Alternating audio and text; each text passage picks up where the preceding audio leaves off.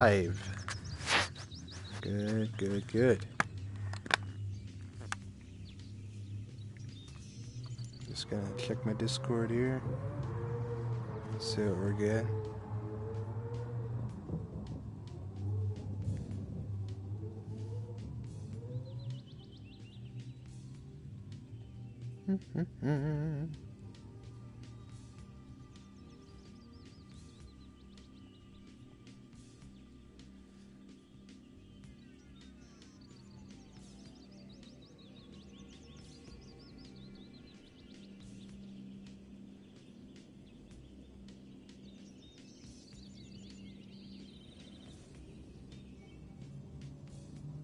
Alrighty. Just checking some stuff here.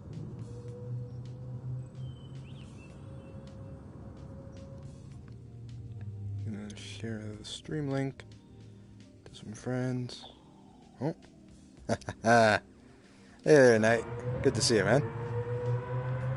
I was just about to send the link. If you want to send the link out, be so kind, that'd be great.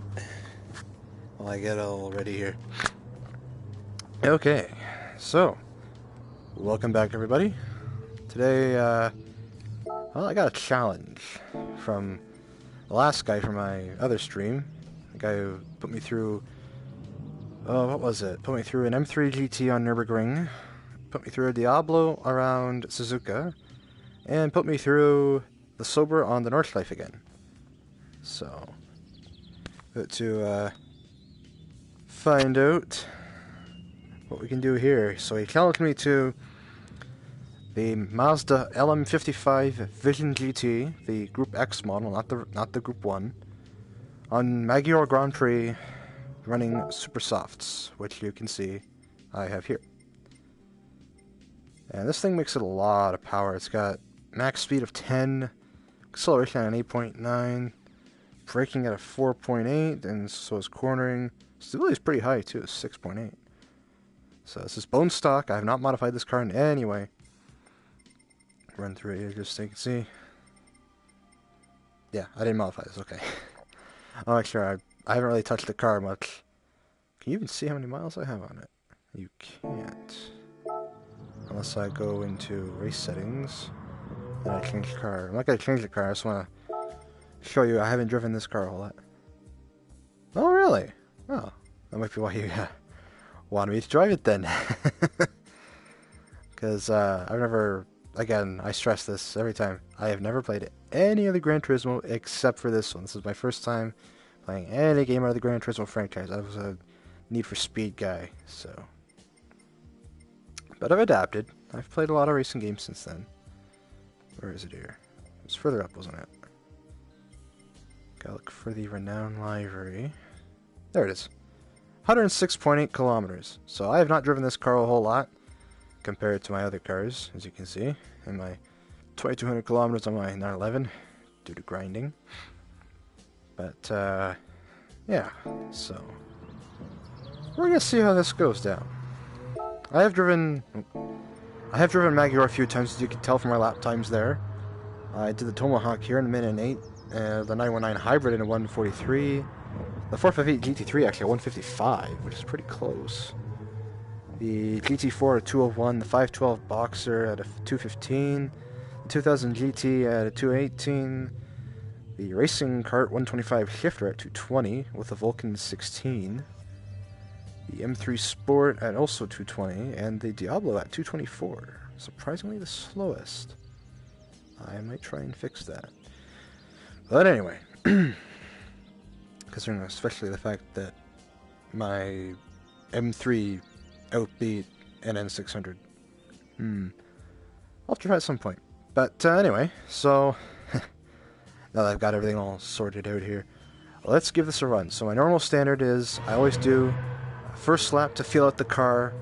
The second lap is always my time attack run. If I screw up at all in the second lap, I will do a third lap. So without further ado, let's do this. Oh boy. Oh boy! Woo! Been a while since I've been in a fast car.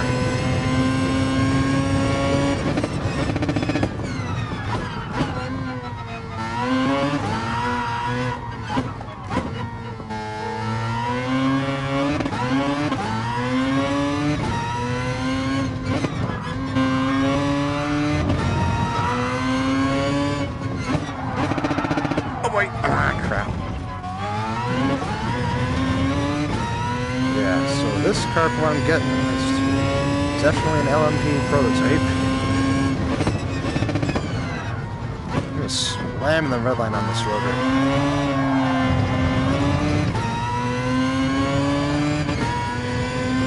Yeah. Whew.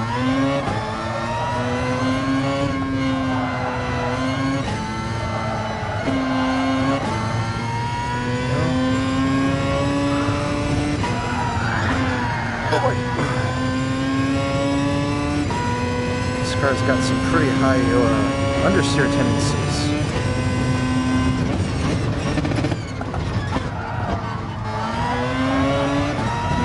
Oh, don't send it. Okay, I think I'm definitely going to need another lap to feel this car out. Because this is just driving it cold after, like, I want to say 6-8 months probably. I know I got this car pretty early into Gran Turismo Sport.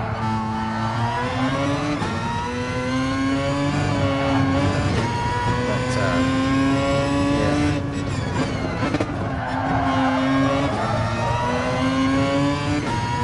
Let's see what our time is here.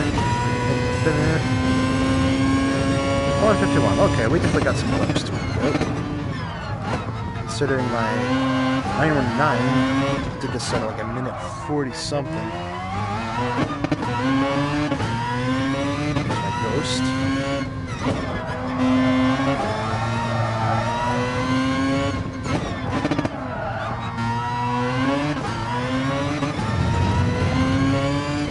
And there he is back there.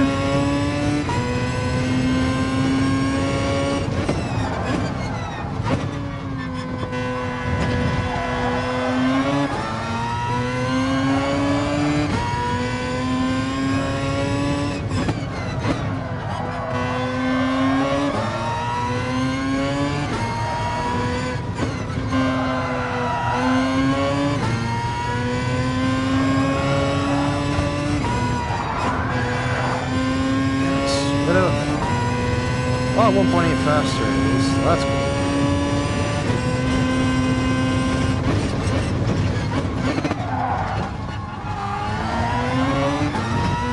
Like the sand pit.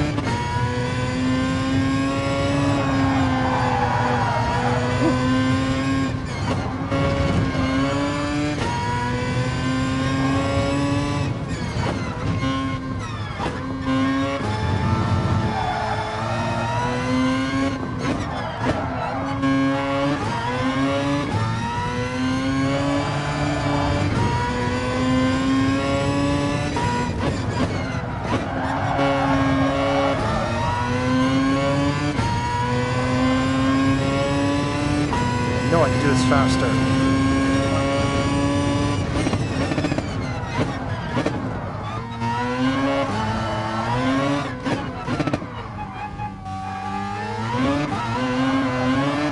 Ah, crap, I hit the grass that time.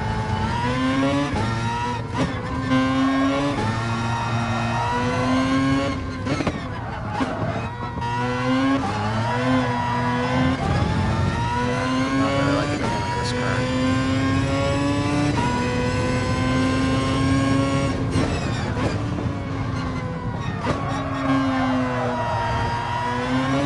I'm having to go a bit less on the throttle. It's all-wheel drive, so it has very high understeer tendency.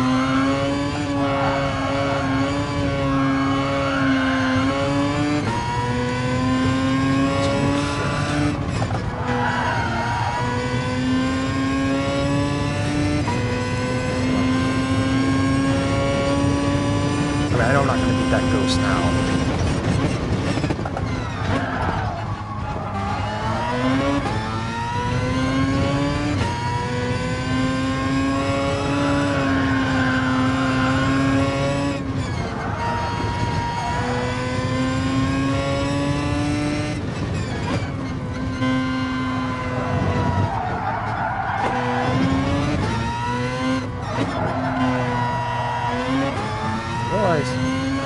Saved it at the end there, surprising.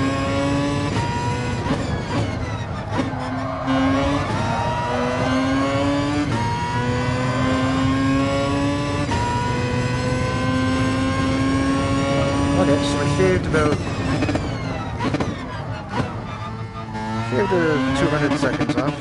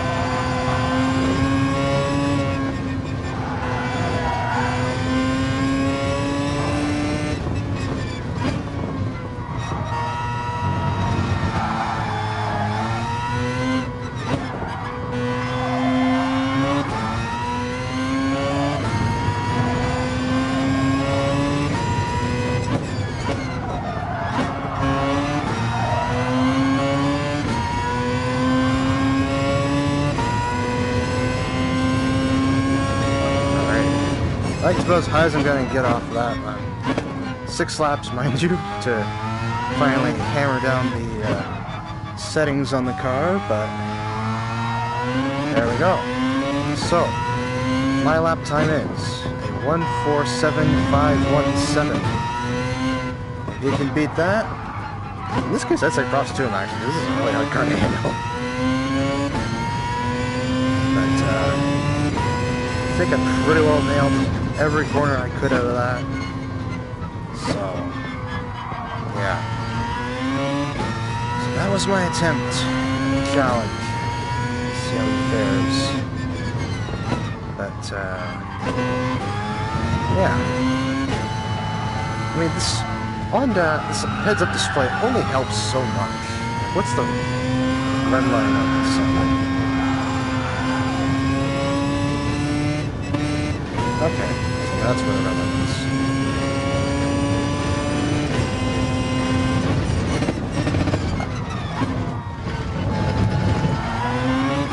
Yeah.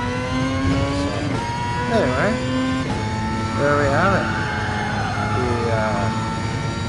The LN55. Woo! Nice slide in there.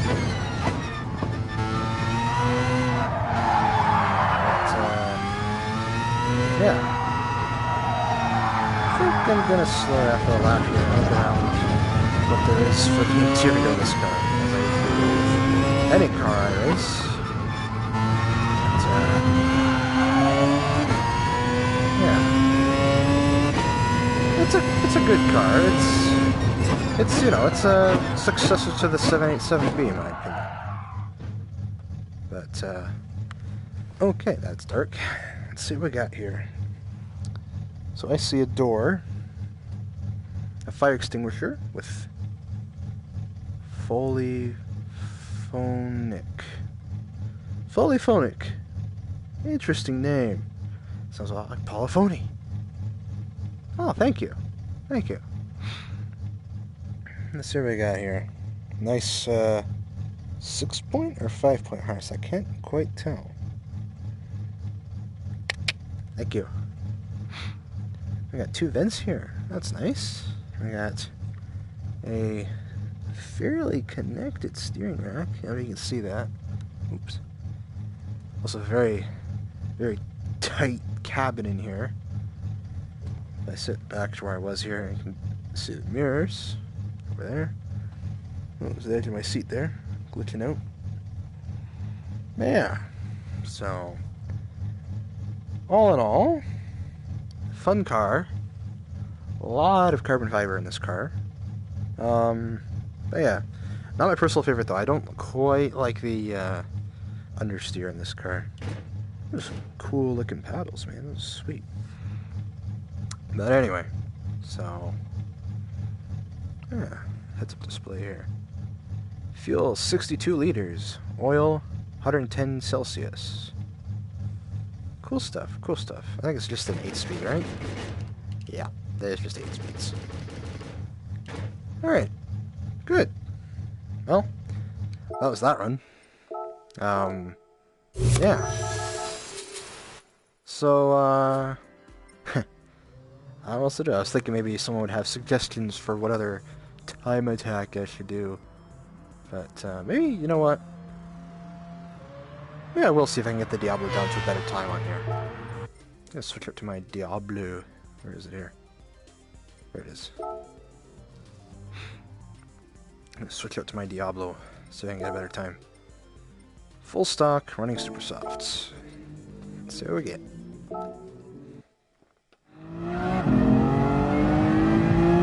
Thank you.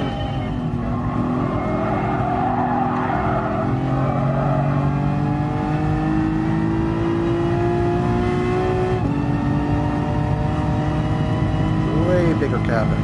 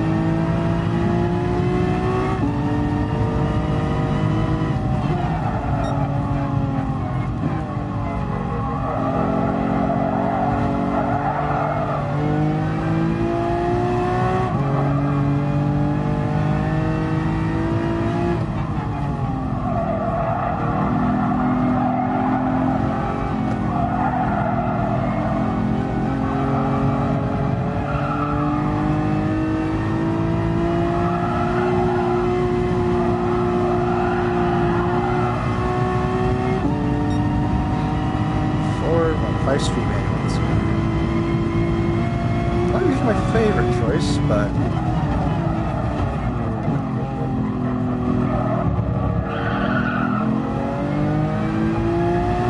when I think about it, that time might have been on racing cards. This is going to handle a heck of a lot better. Or not! Arrgh! How would I experience understeer and a rear-wheel drive? That's the question we should all be asking ourselves. Because Diablo GT, I know they had a Diablo in all-wheel drive, but the GT I think was rear-wheel specific. Don't quote me on that. Correct me if I'm wrong. Seem to remember being rear-wheel.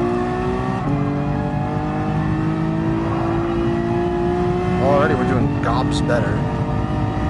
A 206.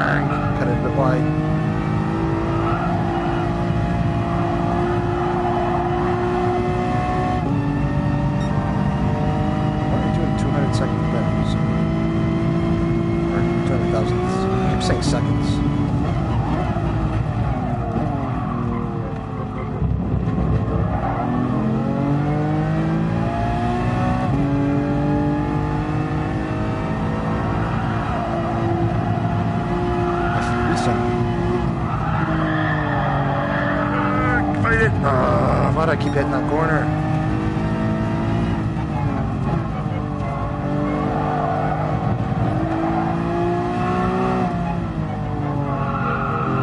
Come on, try and do a lap without hitting that ball.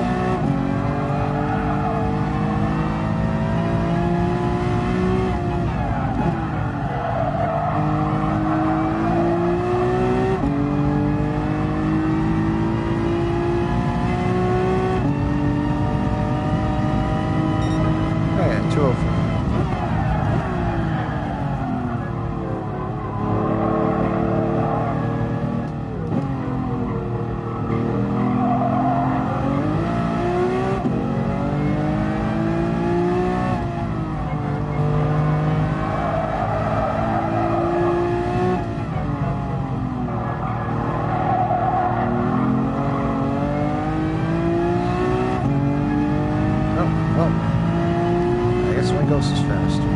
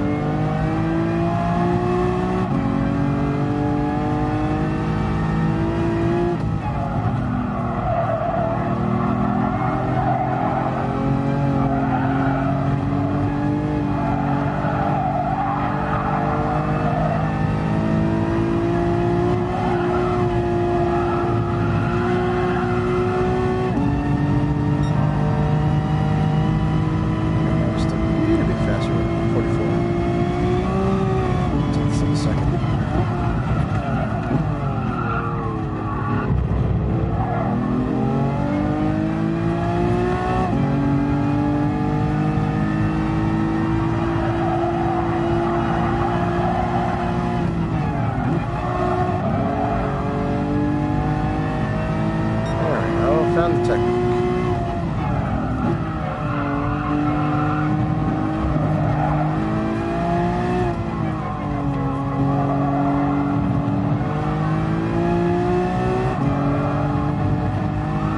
With downshifts, I wouldn't need more.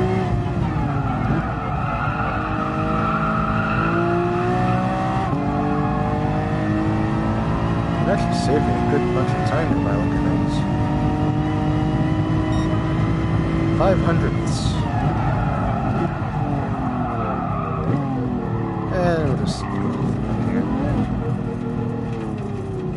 Bam. So there we go. Now up to 204. I also like this about the Diablo, actually. If you look here, all of their dash lights are in this black bar here. Like the parking brake zone, for instance. Cool little feature they added back in the 90s on this thing. Yeah. Lack of a rear mirror, though, is always weird on this car. I don't know why. Well, I know why. I'm just saying it's weird that there's a lack of a rear view mirror right there. Just the side mirrors. pretty sure someone's thought of adding a rearview mirror with a camera on it. Thank you. I always know. Highly recommend checking out Doug DeMuro. He always does cool cars of this caliber and stuff. He actually talked about it in that video he did of the... I think it was just a Diablo. It was an all-wheel drive one, though. It was the... this gen, actually. It wasn't the GT, but it was this generation of the Diablo. The Nissan 300ZX headlights, by the way. But, yeah. Cool car all around, though. Really is. Anyway. So, that's that for that lap.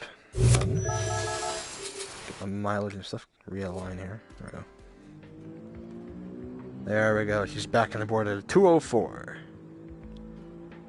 Still faster than my Vulcan, might I add. But, yeah. And there's the LM55. Just a bit behind the 919 Hybrid. To be fair, I think I might have modified that one. But, who's to say? Anyway, let's change up the cars here. What do we got? Oh, what should we do? What should we do? I don't mind doing Maggiora, by the way. It's a fun track. Don't know what to do. Any recommendations tonight? What should I do? What kind of car? I have 186 cars to choose from, which is 2 more than I had last time. I'm pretty sure.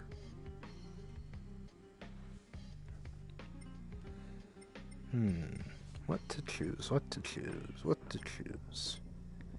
Oh, by the way, shout out to LDNT14 again for these Stack Deck Live Raid Evo Aventador and Charger.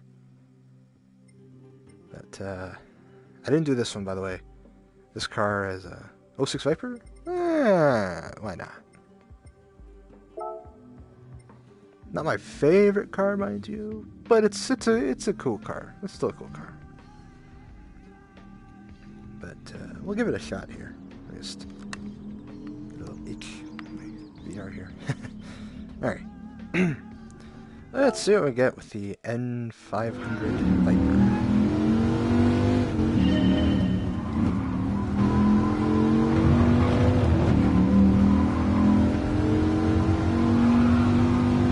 Gotta love when tall gearing and a short red line merge together.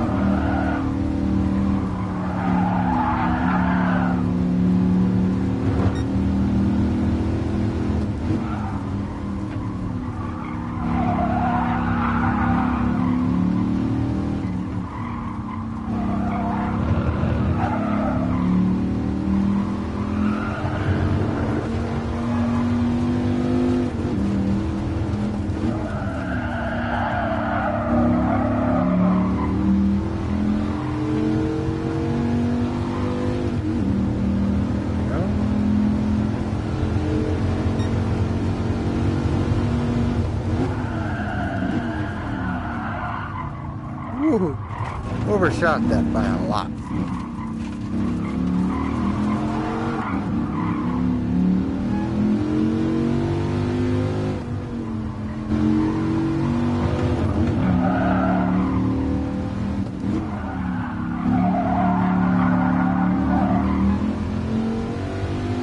I don't think I'm gonna get near my goose for this lunch. Just a hunch.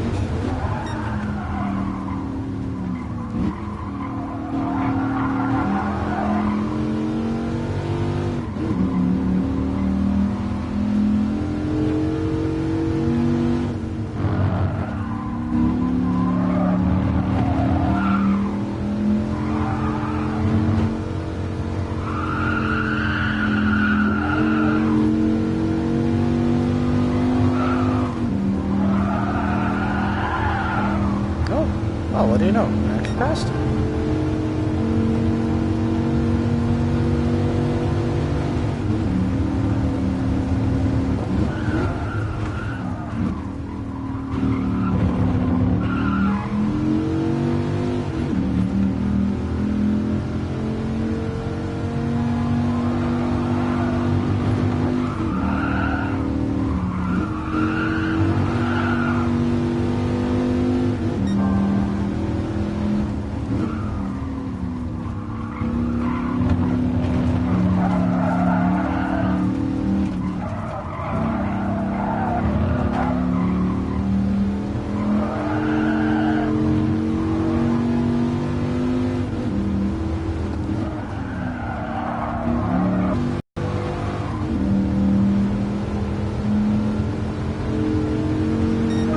Go. 208,227. My time for the 06 Viper on Magyar on Racing Supersofts. Cool stuff. Look at the interior though. Viper. Nice subwoofer in the back there. I think it says Bose, but I can't be too sure. Very 90s Dodge interior here. I mean, I know it's an 06, but still, man. Huge, mammoth shifter right here. Like, that is huge, man. Compared to my car, that is huge shifter. We got a nice wheel, of course. And, got a little hazard button up there. Cool stuff, cool stuff. What is my phone saying? I keep getting notifications here. Hang on.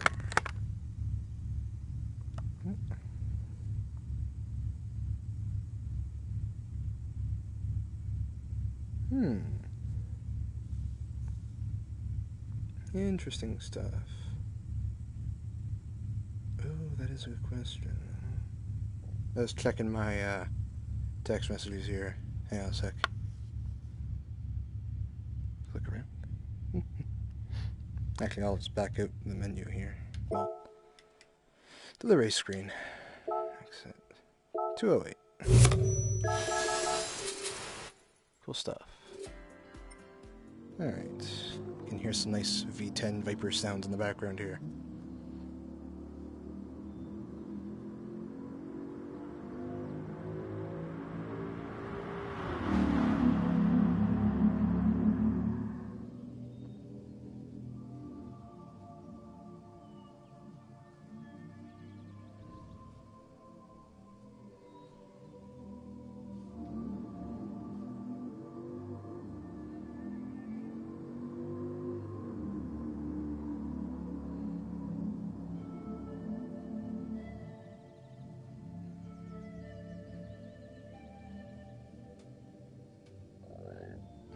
Excuse me.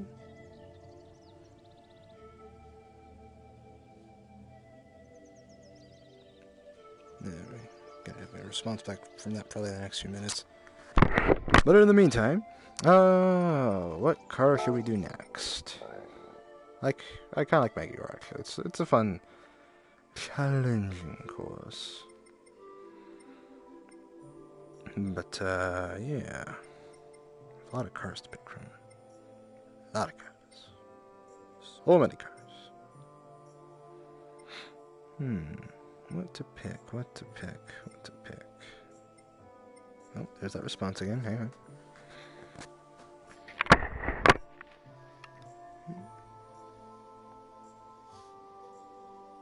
Okay, cool. Alright. So, car to pick from. Should I go high class? Should I go low class? Least driven. I like that plan. Because there are some cars I actually haven't driven yet. Let's go all the way to the bottom here. So, that's actually all the cars I haven't driven right there in one shot. Take your pick. And yeah, I do have another R8 and another Civic and another Evo and another Supra. SFR is new though, I haven't done that yet.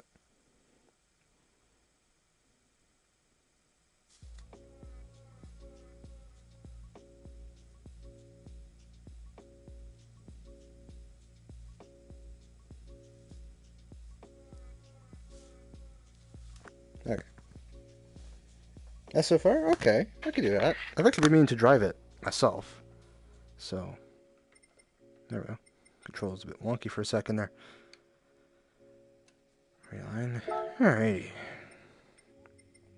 And this is sitting at 133 horsepower, 2,300 pound curb weight, 110 torque on sport hards. Which I'm going to switch to racing hards because although it's a street car with that low of power, I just like the certainty.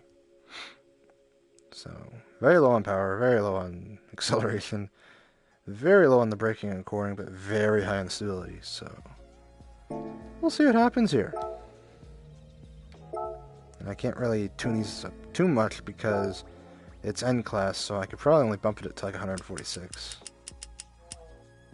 Yeah, that red N200. I don't know why they have that limit, but we'll leave it at 100 for now. Kind of curious though. Got 1 inch points. 221. So I can max this thing out at 267 and minimize the curb weight down to 2,000 pounds. That's cool enough. But anyway, keep having to reorientate the screen here. Come on. There we go. Oh. There. Okay. Let's try this out now. SFR. I've never driven this car. I've driven the Gazoo Racing model, but I never drove that in first race. So we'll see what this is. Okay.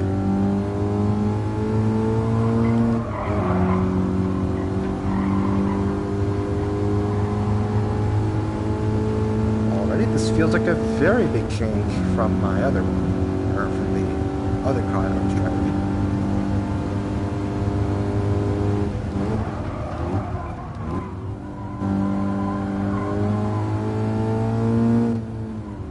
So, from what this feels like already, after the first two corners here, this feels like a Toyota Miata, basically. This feels like Toyota's take on the small Japanese sports coupe market.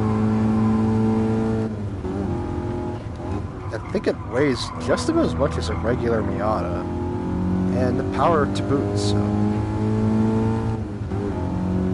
it's a very small car, though. Ooh, I like that roof, though. That's a cool roof.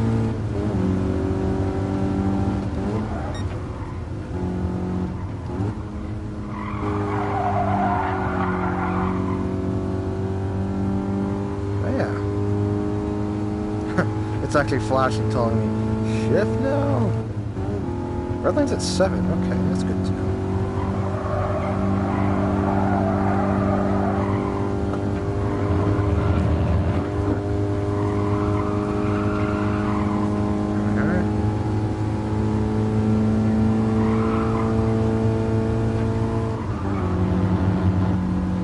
See how fast this sucker is in 5th gear. Yeah, it pretty well looks like what I'm seeing. A Toyota Miata. That's the gist of this car, what I'm getting.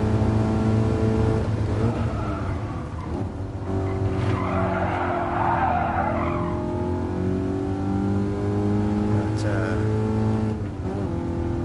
yeah, this is interesting. I wonder what that... Must be like a touch screen there on the left of the steering wheel right there. looks like. Maybe for adjusting volume or taking a phone call. So that's the thing I just noticed actually. There's no infotainment in the center there, like a lot of the other cars have. Well, modern cars anyway.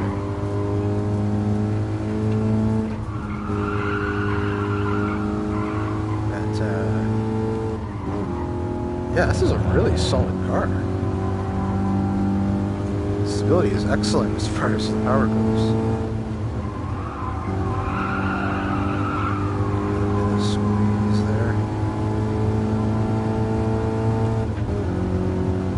Yeah, you know what? Yeah, I'll do a second lap.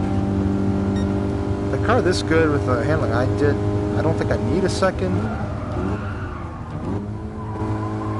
I'm just doing the second lap because I feel it deserves it.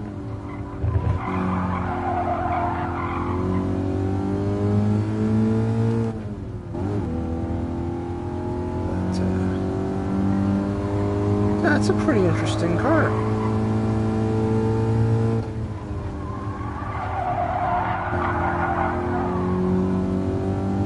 Here's my ghost over there. Alright. So we're doing about 160 kilometers an hour.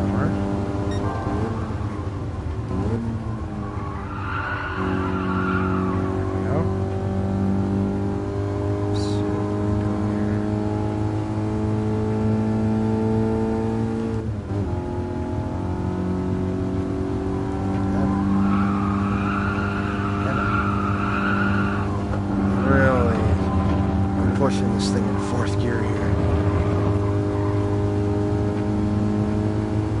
That's interesting. Kind of flashes on the gauge cluster there to tell you to shift. That's kind of funny. What's that down there? Oh, it's our HVAC. That's kind of cool, actually. I'm gonna look around this after the second lap. Try to stay focused.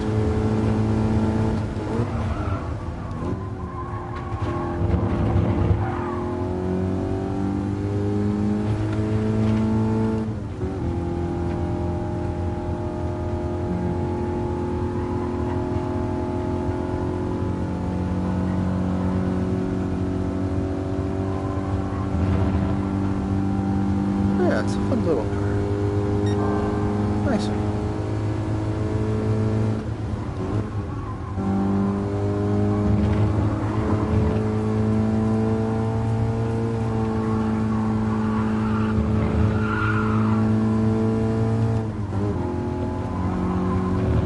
think I'm averaging a pretty good lap time if my ghost is that far behind.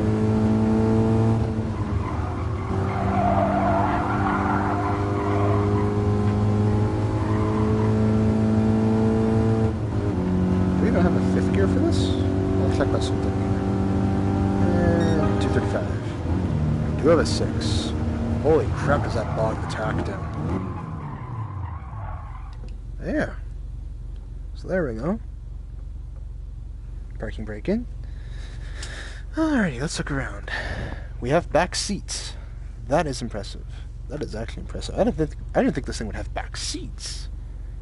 I thought it was just a 2-seat roadster. This is impressive. With only 2,300 pound car weight, that is impressive.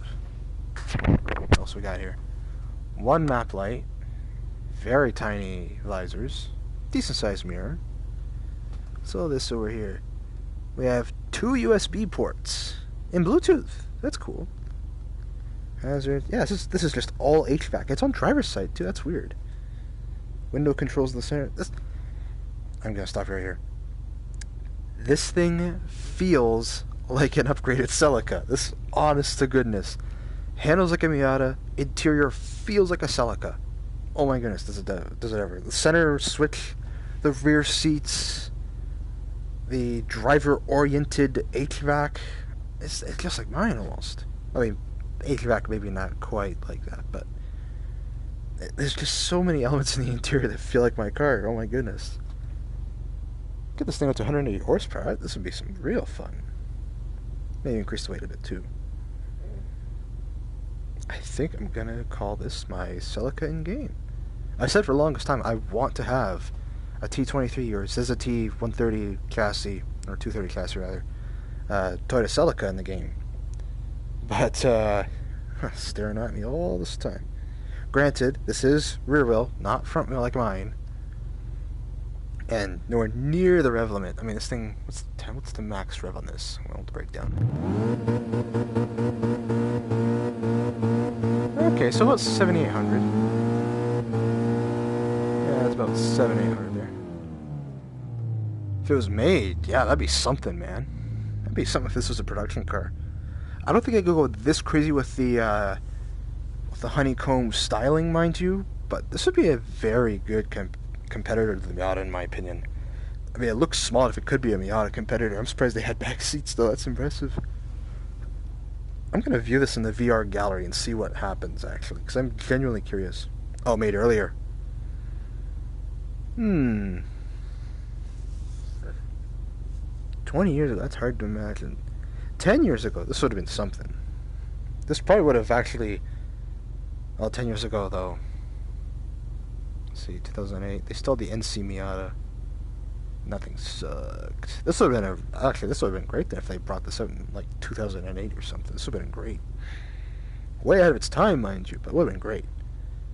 What do we got for gauge cluster here? We have our fuel, engine temp, oil temp, and... I believe that is our boost gauge? Or is that oil pressure? I think it's oil pressure. It's not showing a boost meter, it shows like an oil thing, so probably oil pressure, which is something to see in a car. You don't always see that gauge.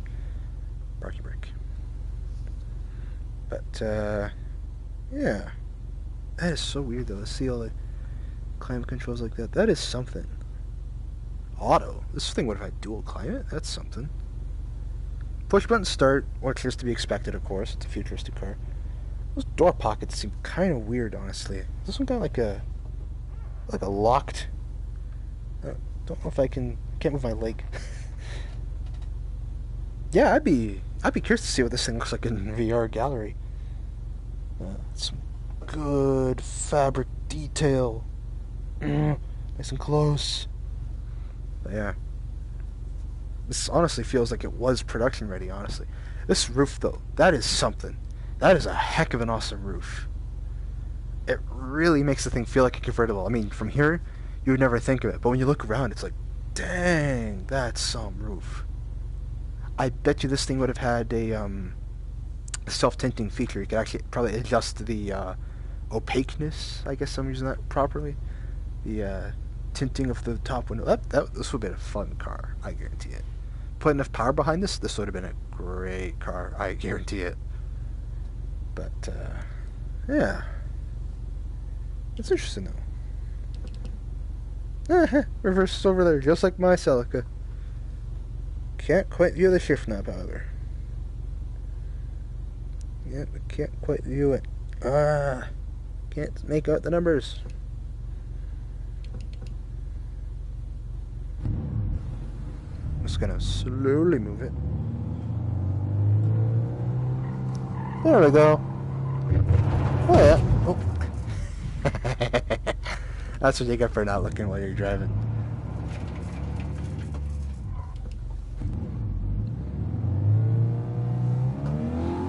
I love how natural that feels in VR, though. Just doing a backup and go. That's funny. But yeah. Alright. Well, let's view this in the gallery. To do that, though, I have to grab my controller, actually, which I have somewhere. So let's exit out of here. And, see if I can find my controller. I gotta stand up. Oh. Yep, I know. Okay, this feels weird. It gets further away as I move. Okay. It's gonna look weird on your end. I guarantee it. Come on. There we go. Alrighty. Probably gonna boof you out of here in a quick second. But let's see. There we go. We're back on air. Okay. Well then. That looks interesting. Huh. Okay, suddenly the back seat looks like you wouldn't use that unless you're in an emergency situation. Profile, though, I'd have to see the 8.6 side by side to get a real feel for the dimensions of this car. I mean, it feels small from the back. So looking at that. Yeah, this wouldn't have been a hatch. That sucks. Which mine is. The back end looks original. It looks interesting. Let's turn the lights on.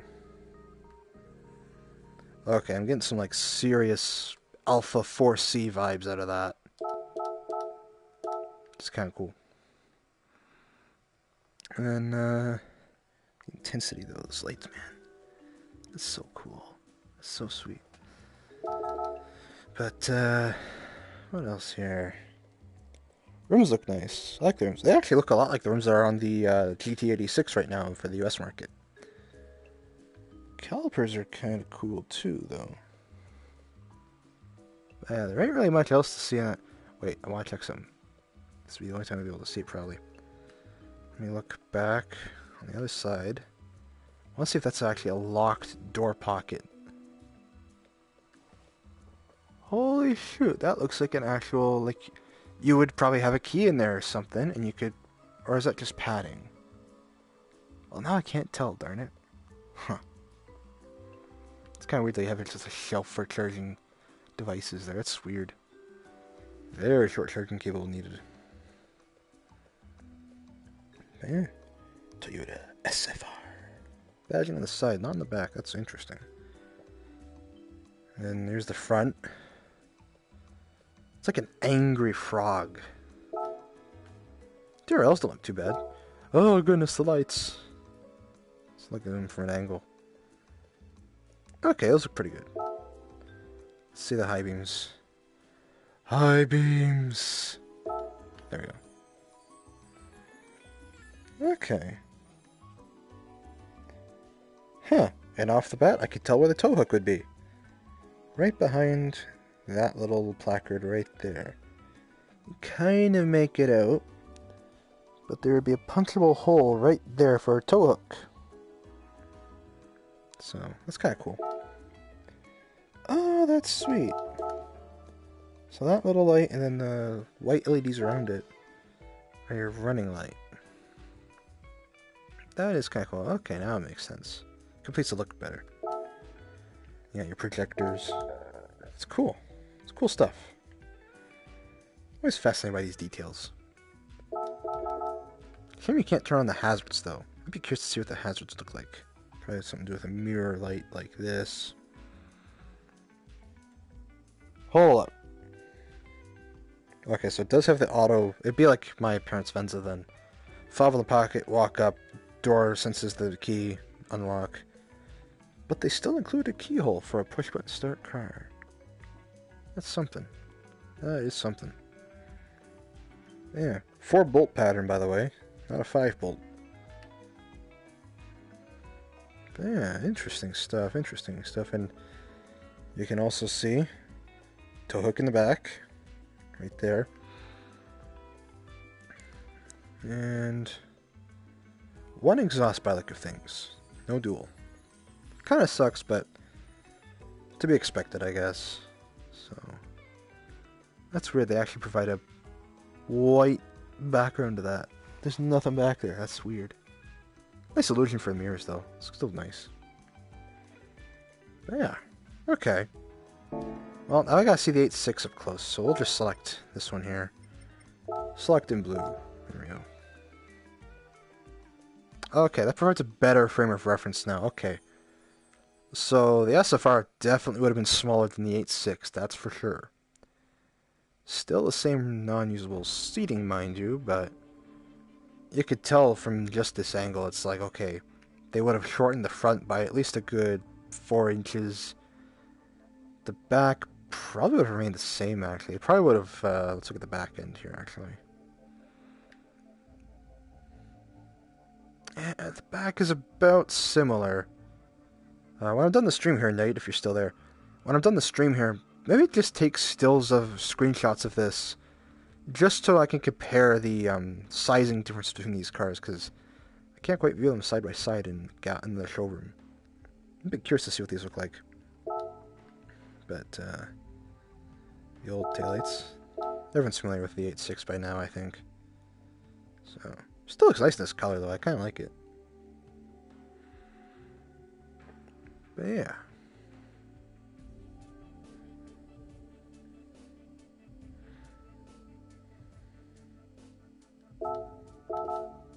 Boom. Yeah, it's funny actually. I have LED headlights on my Celica that they look almost like that, except they go upwards a bit more. They don't go angry eyebrow style like that quite. But blindingly bright still, those projectors. But anyway, so heavy damage. Hello there. Welcome to the stream. Just viewing the 8.6. Huh. Yeah. In PS5. That'd be the dream, wouldn't it? I'd love to do some multiplayer VR races. I got like, what?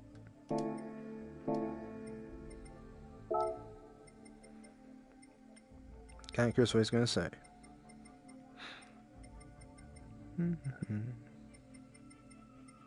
Or is it, I mean, I just got a like on the video. If that's the case, cool stuff, man. Cool stuff. What else should I view in the gallery? Just while I'm here, kind of thing. There's always some interesting cars you can view.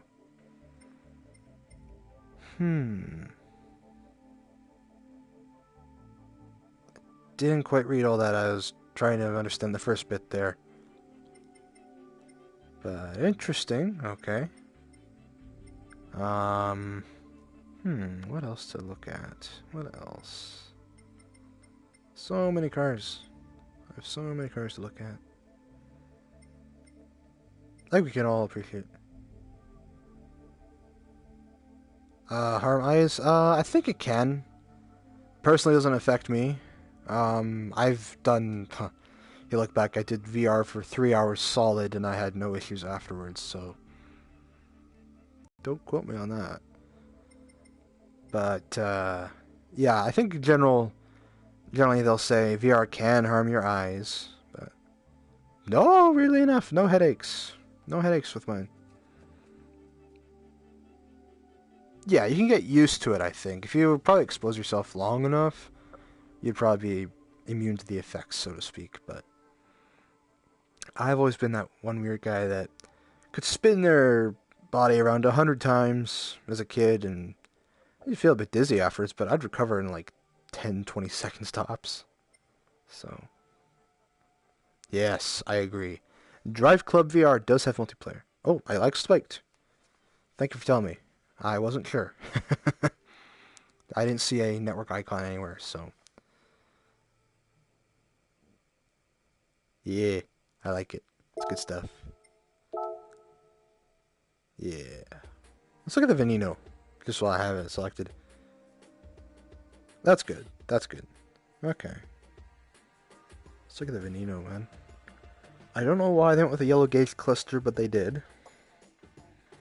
And those are some heavy-duty rims, boy. Veneno. What does this say? Carico ala. Alto, medio, basso. I have no idea what any of that means, but I'm gonna assume something medium and low. Ala, though, I think it's their adjustant setup for... It's like their aerodynamics package, I think. Se paso, se paso. I don't know what that means. I don't know Italian much. That's weird. Plate brackets, but no plate. Highly suspect. Heck of an engine back there, though, from what I can see. But, I mean, the lines of this car, man, is just... So many aggressive lines to this thing. Like, look at it! What does that say? LP750-4. Huh. I never noticed that. But, yeah, I've driven this car in VR. It's pretty something to drive this, I will tell you that. Headlights look beautiful, by the way. I really like the look of those. I mean, the whole front is just like, yo. So that's with the DRLs on. That's with the headlights on. And here come the high beams. Boom.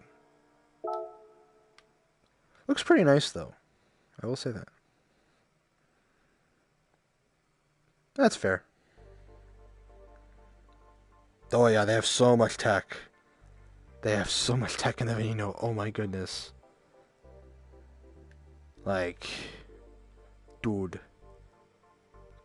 Let me see, what is this? Wonder what that is.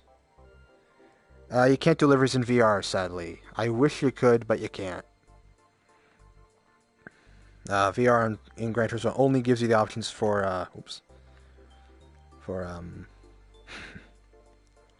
but yeah, VR only gives you the options for the racing, the time trials, and the showroom. Wish they had more, though. But interesting gas cap. But yeah. So, Veneno. Crazy car. And you know what? That would be cool, actually. That would be pretty sweet. Immersive painting. Oh, I could do so many good things with putting a decal on a car. Oh, man. I could actually put stuff where I want to freaking put stuff instead of having it glitch out the back of the trunk. Which has been proving frustrating when I've been making recent libraries. But, anyway. I want to drive some more cars. Let's go back to the time trial.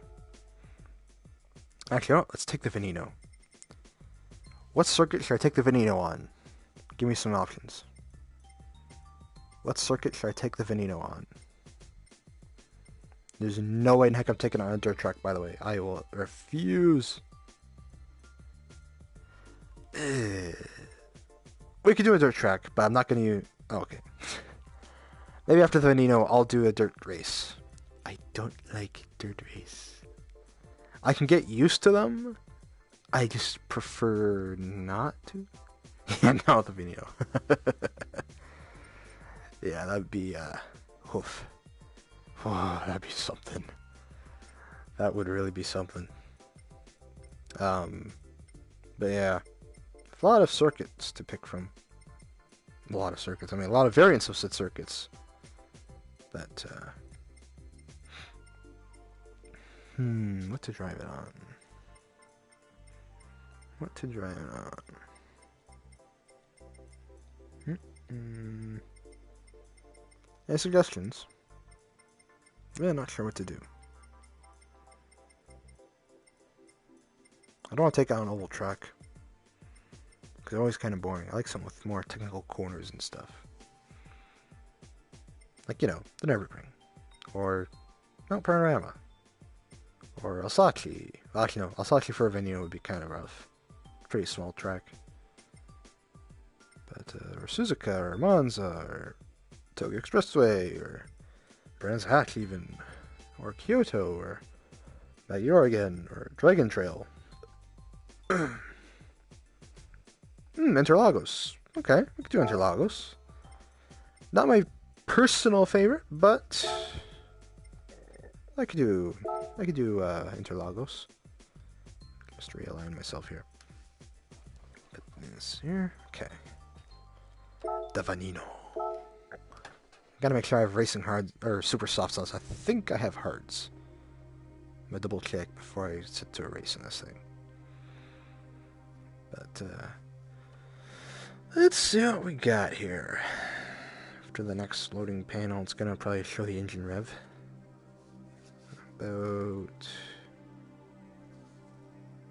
It's usually about here is when it starts loading up the engine rev. Any second now. There we go.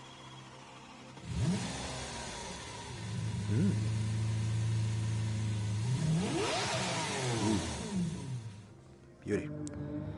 Alrighty, so shoot, hang on. I said I was gonna check the tires. Okay, yeah, Sports hards? Hoof. I think I drove this on sports hards on the Nürburgring and I hated it. Let's try super softs.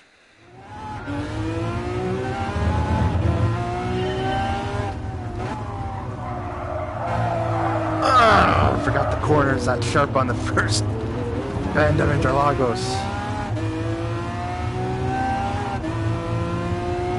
There we go.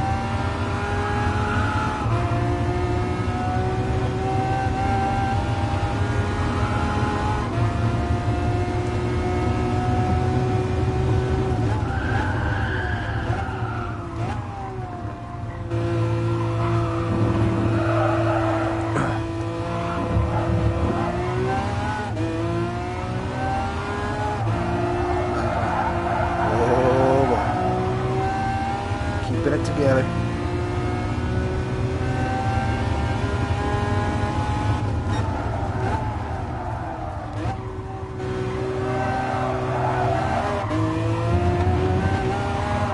No.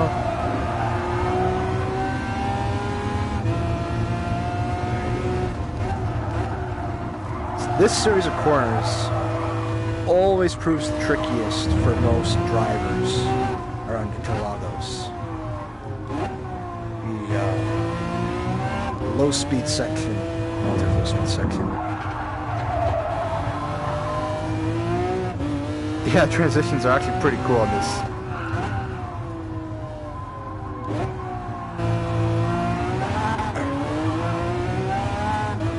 Yeah, these corners I hate though.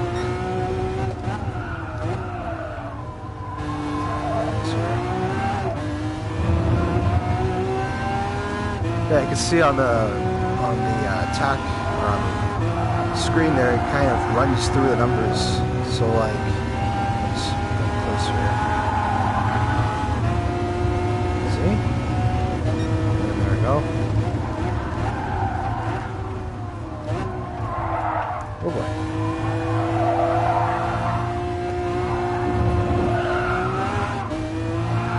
You might also notice though, gear shift indicator, it'll also tell you when you're not on the pedal. Like for instance here. So I am not on the gas there. That was a bad decision. But you can see the number went black because I wasn't on the gas or the brake.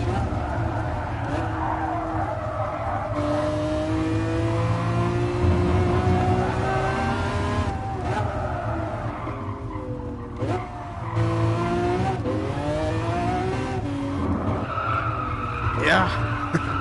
Ah, crap. Didn't take the corner good enough. Yeah, I think, you know, for what it is really detailed of a car for VR. I'd wager... Oh, so many cars actually to wager between that. This is one of the most... Like, this car is one of those features in VR, I'd say. One of the cars with the most features, to play the better words there.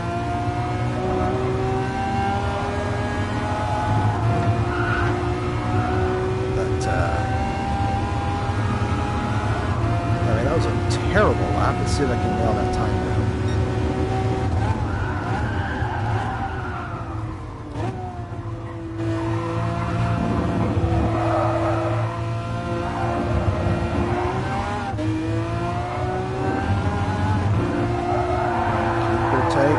Tight.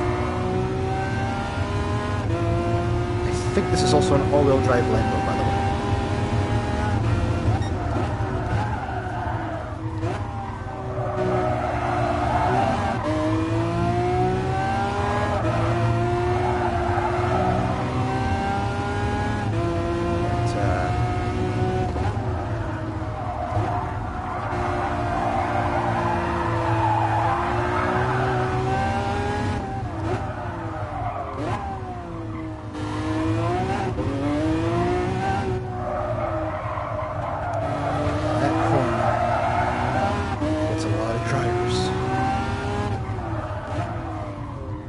Diablo. That's actually a good point. Murcielago was rear wheel, I'm pretty sure, for base.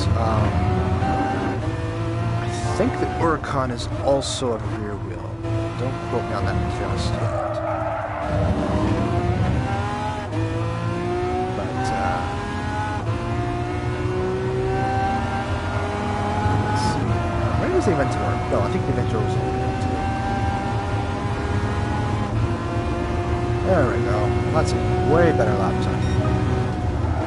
By 275,000 a second. Or hundredths. Yeah. Just gonna finish this S-bend here. Very tricky. Odd, I thought the Murcielago was rear wheel. I'm thinking of the Gallardo then. No? Huh. I could have sworn the Murcielago was rear wheel. Huh. Anyway. But now that I'm stopped, let's look at the interior. So as you can see, nothing. Nice seats though. I will admit those are some sick seats. We have Italian flag buttons here. I don't know what they do. We have a push-up start button right in the red there. We also have a push to park, push for rear, and push for manual mode, which will be display here. But what else do we have from what I can see? Window controls are on the top left and top right of that thing. Very expensive buckets. Very expensive indeed. ESC off and the raise button. Other thing you may or may not know about most of these cars, these low-slung sports coupes, they have a hydraulic actuator up front to raise the ride height so they can clear speed bumps. This is also how you avoid curbing your bumpers and fenders. But, yeah. So, it's a lot of glass. That's a lot of gloss black, by the way. That's a lot of gloss black in the interior. I don't think you have much of a center console storage, though. That looks to be tube framing up the back there. But you also notice the lack of actual door handles. Instead, you have these boys to pull out. And we don't have a door button in the center console. That's interesting. Or do we? Lock and unlock. Not sure what those... Oh, that's mirrors. Never mind. Interesting stuff. From what I can see there. Whoops. Okay. Lights and a bunch of other things I can't read over there. But I think the other feature of this car, though, is the unlock actually opens the door a bit for you. Which would make sense, considering that loophole is to close it. So. Also, look at that idle, by the way. That's idling at 800 RPM. That is a really low idle for a high-end sports car. Most of them are usually idling about... I'll show you. You're usually idling about 2,400, maybe even maybe like 1,500 even. That's a really low idle for a high-performance car. What else do we have over here? We have our lap times. That is impressive. We have our mileage, our average, whoops, and can't quite read what that is, but yeah, that's some interesting stuff over there. Oh, and that's our G-force meter in the middle, by the way. So you notice, if you look right there, whoops, you can see that moved when I did that acceleration and brake. So it's pretty cool little feature they also include on the gauge. But a lot of high-end sports cars have this, by the way. But if we look up here, not a lot. No sunroof, for starters. 2 map lights. And yeah, and a blank button in a multi-million-dollar car. That's a 1 of 5. That is some interesting detail. But how could I forget, of course, carbon fiber wheel with Italian flag stitching all around. Beauty. But normal climate vents also, as you can see off the sides and the center here, which is surprising for a multi-million-dollar car. You think they'd have upped the fancy a bit, if you get what I'm saying. But yeah, so that's that out of the Veneno. Still cool though, and it actually skips neutral. But yeah, now I'm kind of curious. I wonder. I have a collection edge shifter here. I'm gonna try something. That actually shifted. I'm using my H shifter.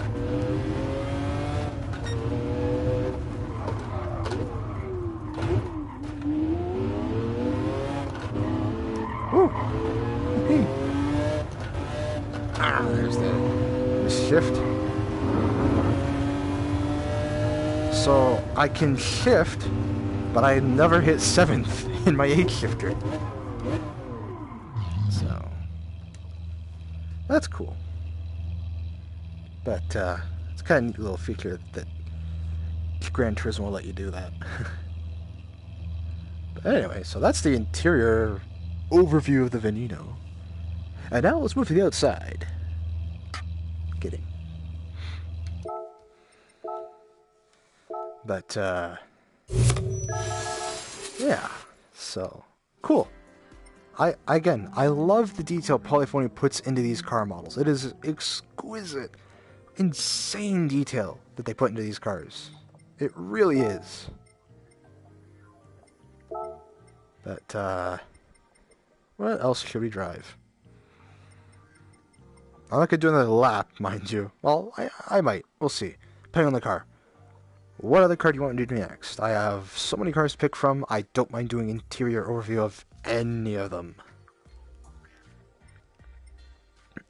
N cars, Group X, Group 1 through 4, whatever. I will totally dive into it and do an overview. Oh, but I did say I was going to do a dirt track. So let's do that. Let's do a dirt track. Let's do a time trial.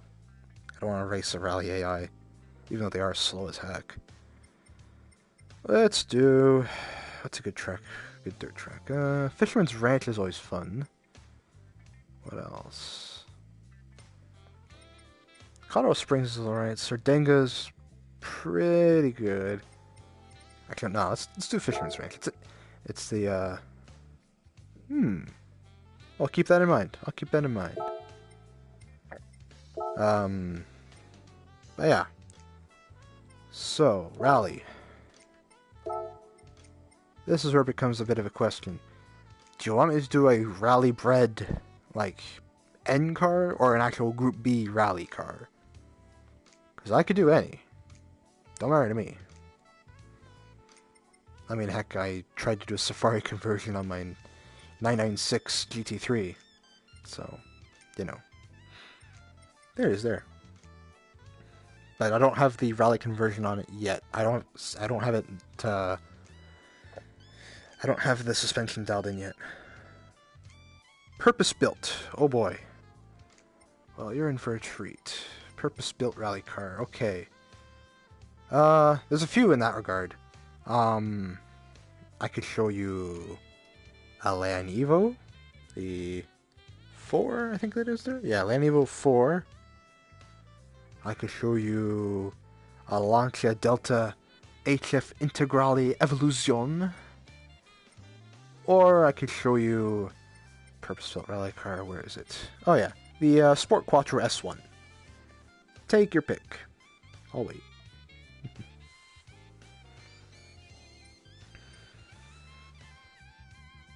I also have the Mustang, which is my most driven rally car, actually.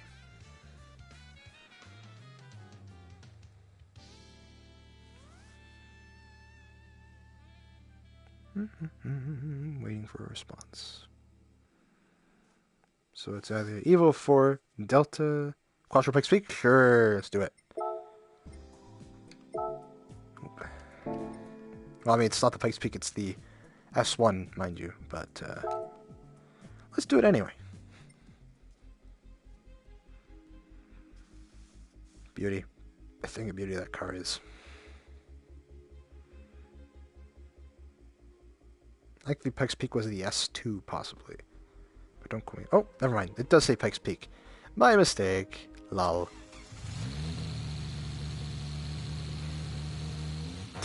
Yeah, I just figured that out. Alrighty.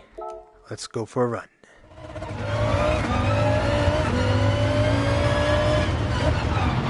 Woohoo! Oh boy!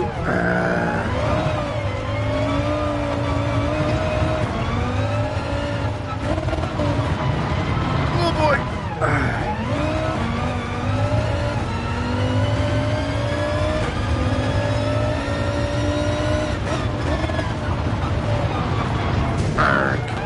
This is why I hate Rally.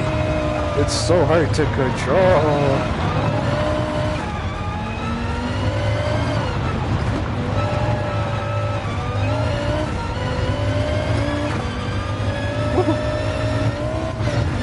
It is fun, but holy dang, it's hard to control!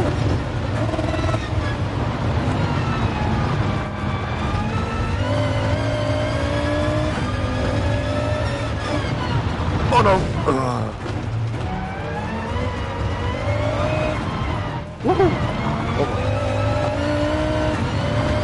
And this goes to show you the level of commitment the Rally Driver had to go through.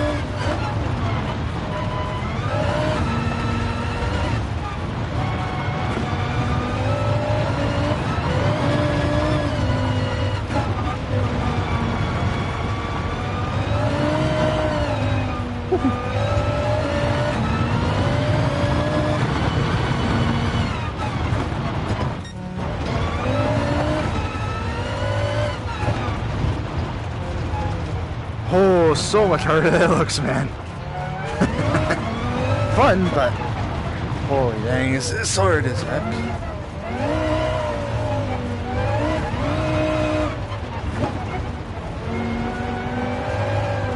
Like, if you thought it was ever easy for a Group B car, oh boy, are you sorely mistaken.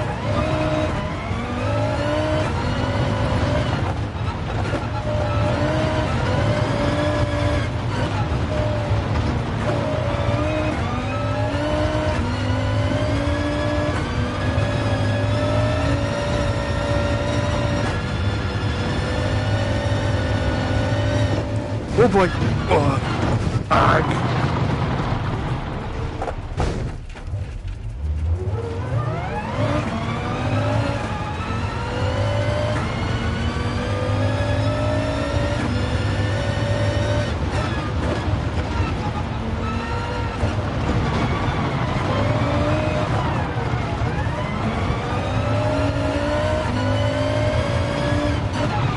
Just imagine how hard this would be with an 8-shifter.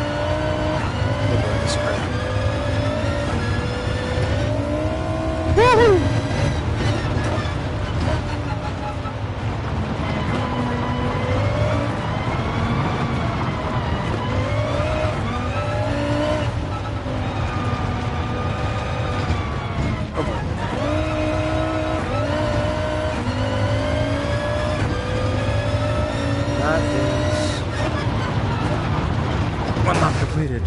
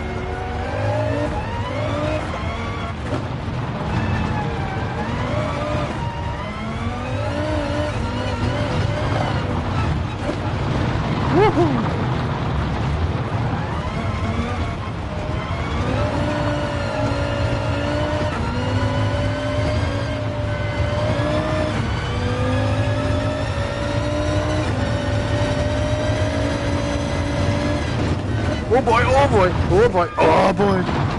Woo! Oh boy.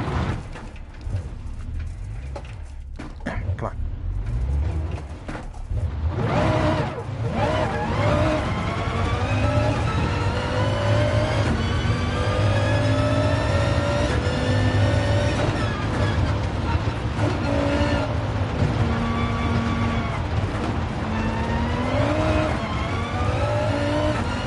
Oh, this track paved for me. Nuts.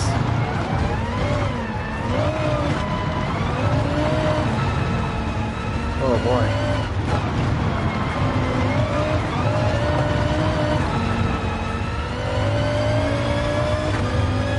Woohoo!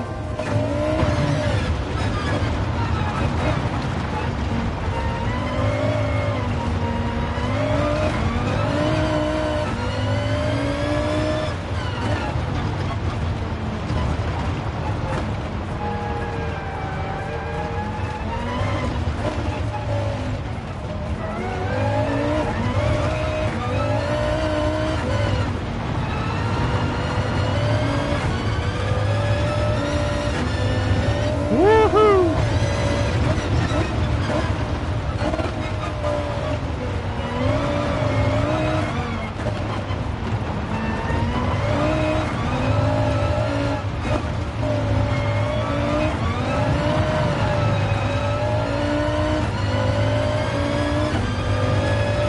Coming in at...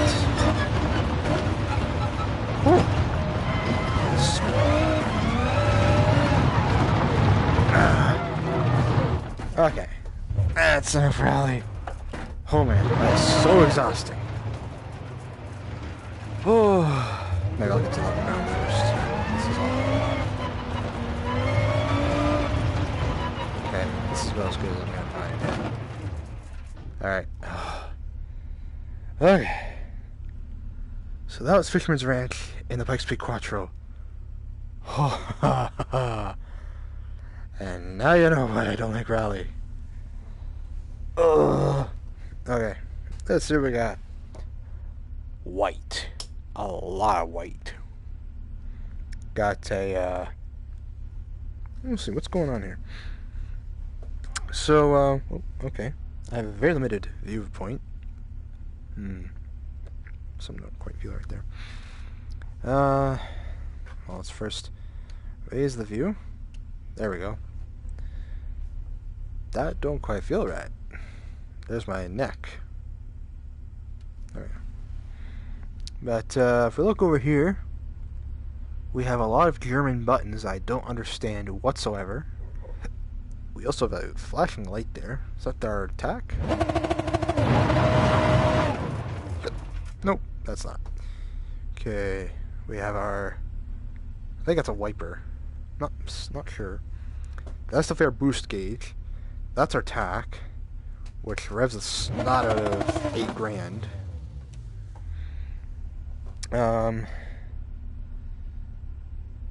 Clipping hues. Yeah, I bet.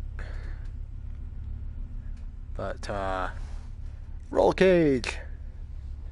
And... oh, what is that? I want to see, dang it! Hydraulic handbrake, I think. I can't quite see, but... if I do this, that does nothing. Gotcha. Okay. Yeah, that's what I thought. Recaros? I think. Yep, those are Recaros, alright. With seat belts. And looks to be a 4 or 5 point... oh, it's a 5 point. That's a 5 point harness. I see the clip there now. But, yeah, we have a vent there. No vent there. One vent, actually. That's surprising. Fire extinguisher, I'm guessing, is right smack in the passenger footwell. The 2 pipes going out the back look like they could be exhaust. And the one line looks like a fuel line with a braiding. The other bit looks like some electrical functions. That's probably our starter right there under the shifter linkage. Because there's no start button here. There's power, looks like. Could be wrong. But, that's our fuse panel right there, I think. 191, that's probably our amps for our fuse. No, that wouldn't be amps, actually. I don't know what it could be. It might be fuse. But, our door handle, as you can see, with no lock, or unlock for that matter. Also, this also tells you how heavy those doors are. Look at the amount of metal between the gap in the door and the actual door frame itself, right there. That is a lot of space. This both tells you, A, how much weight these things had, or how light they were, rather, for the lack of space, or lack of stuff in them. And B, this also tells you how sturdy these Audi Quattros were when they were built back in the day. I mean, like, all there is panel. Just panels, man. So many panels. This is really immaculate, actually, for a rally car to look this clean, by the way. But, those braces, man, that was crazy. Holy crap, they went full detail. You could see the actual welding seams. Dang, man. Like, you can actually make out the detail out of those. There's some light reflecting on the one off there on the right. Holy crap. That is some attention to detail, man. It's always those little things like that. It just tells you how much commitment they put into this game. No Audi name on the wheel. I am disappointed. But, what is that down there? Thicken. That is our shifter linkage right there. That is cool. Oh yeah, for sure. For so little, there's still a lot of detail to these, man. No 6, okay, just a 5. Cool stuff. But, yeah, it's crazy detail to these things. Well, that's that. 336 out of Fisherman's Rank. I think I've done a timing on this before. Holy crap, look at that. 339 on my Mustang. I was tight, man. And then I did those cars because I was bored. Well, aside from the 911 when I was testing that, but... Let's change up the track first before I pick a different car. Let's see here. I'm just gonna pick at random this time. I'm actually not gonna do a suggestion. I'm gonna pick... I'm gonna pick Brands Hatch. Grand Prix. In the morning. And the car. Oh, VGTs? That's a good question. Distance driven. Let's see. Group 4 cars. A lot of Group B cars, because I really don't care for those. What's the least driven VGT is a better question. Let's see. I have a hunch I might know which one that is, but... I forgot I stole the Mach 40, actually. What else? Where is it? I guess it's further up the list, weirdly enough.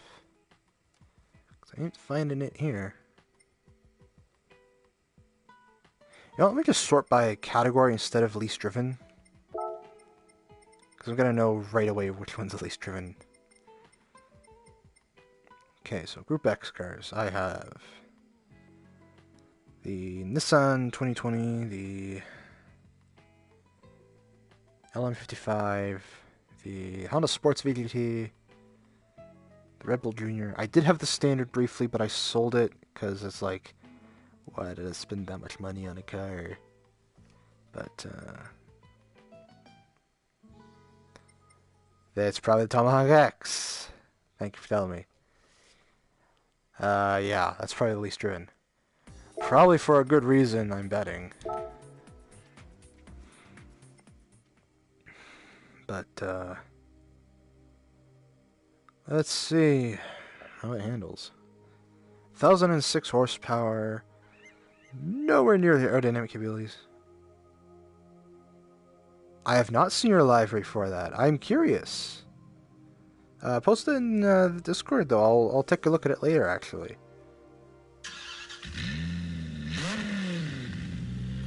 But, alrighty.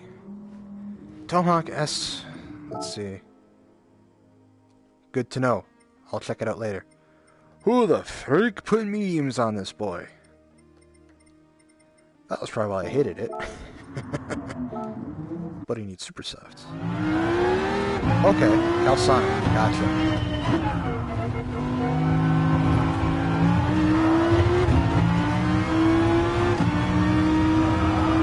Oh, okay. Alright, at the feet. Gotcha.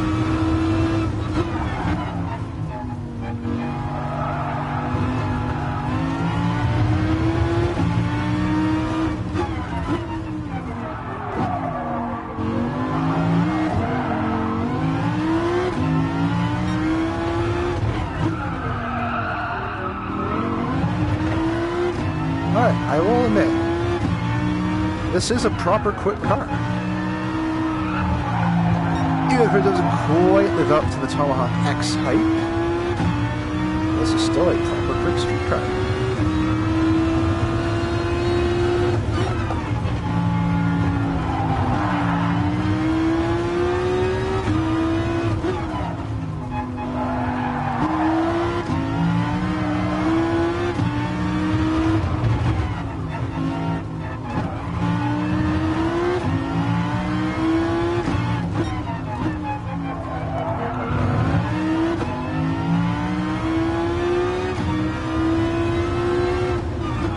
Alright, good to know, good to know. I'll, probably adjust that.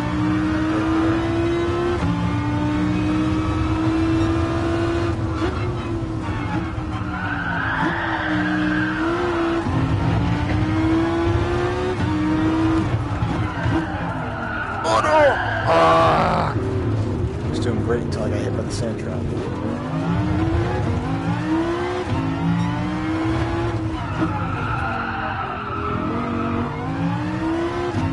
Okay, so this definitely handles not quite to the same hype of the Tomahawk X, but it handles good. It handles better than the Bugatti, better than the LaFerrari, I think. Oh no, what happened, man? How bad? Because car crash is a pretty broad term.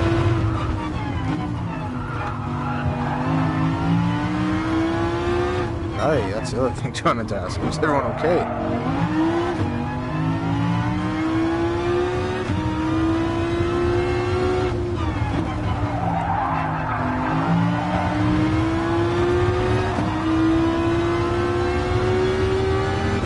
Yeah, I'm kind of curious myself.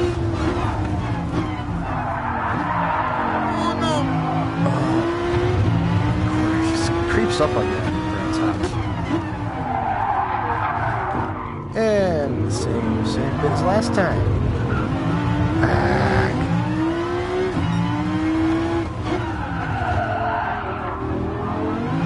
Oof.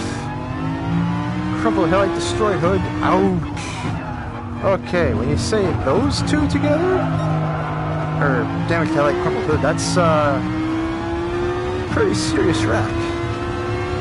Well, I can read off the preview there. I hear about the car, man. What do you drive? Oh no. That sucks, man. That sucks.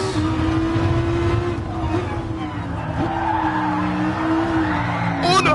Oh boy. Oh crap. Yeah, there's no saving that. Oh, darn, that sucks, man. Those are kind of nice hacks, actually. I could see the sign knock off when I backed up. I forgot I even had mirrors back on the dash here. So my top is a 162. I think I can beat it. Hope I can beat it.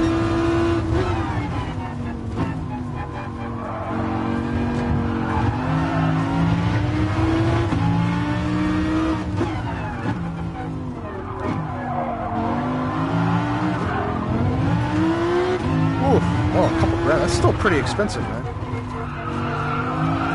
Yeah, that's the other thing too. You're probably gonna have problems with it. Any car after an accident generally has some problems with it. I know, for instance, my parents' Venza, it had a front-end collision. Nothing major, just smacked the back end of a... What was that? That sucks, man. Yeah, my parents' Venza, it definitely damaged the bumper. It did a good number on the bumper. It scraped it. Thankfully no headlights damage though. But, same mistake again. Yeah, that's the other thing too. I was gonna say, our car, we got it fixed. The only problem we've had with it now is, the rad fan won't kick in immediately on startup. Oh, that's good. At least no structural. If it's cosmetic, you're pretty much bound to live with it for the most part. But as soon as you compromise the structure, oh, buddy, good luck. But, anyway, good to hear though. Could have been way worse. That's always the thing. I like to say also, any crash you walk away from, it's always a good one. So. Anyway, let's see if I can actually beat this lap time.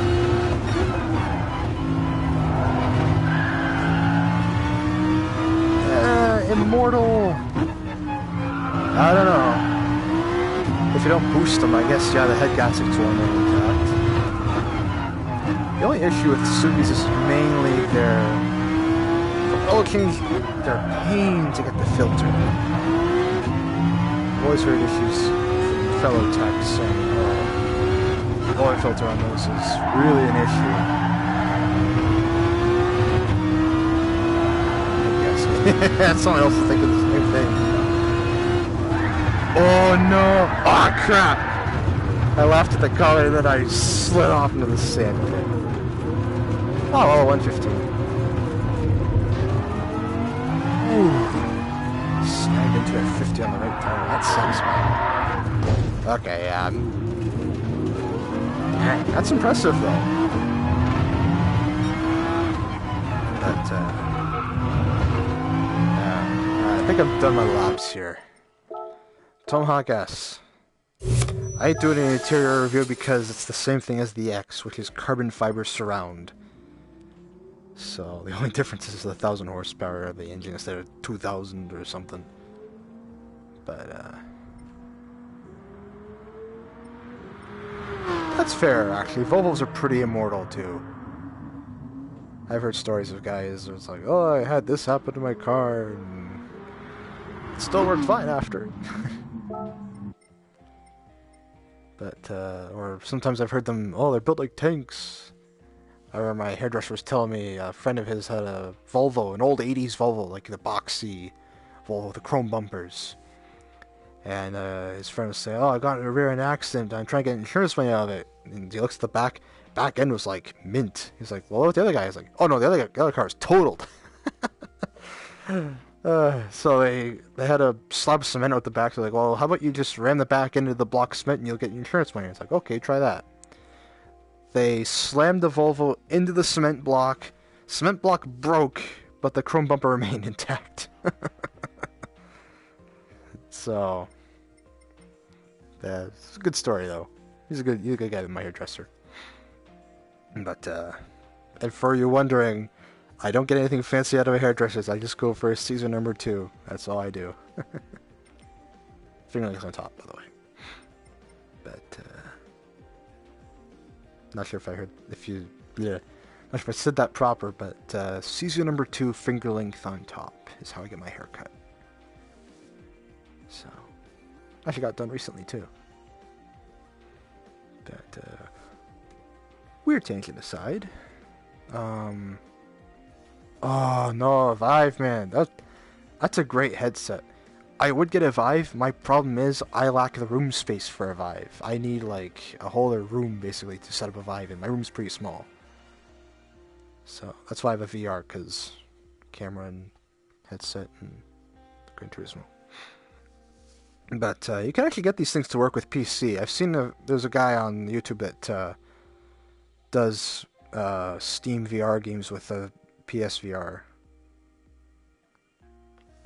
Necessarily, I guess not, but still, like, I can't move much in my room. Like, my room's pretty tiny, so I can stand in it, but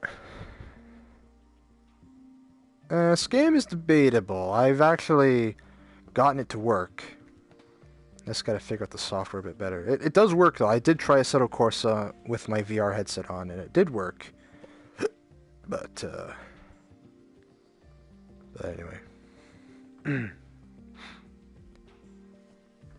So, let's see. What other feature-laden car could we drive?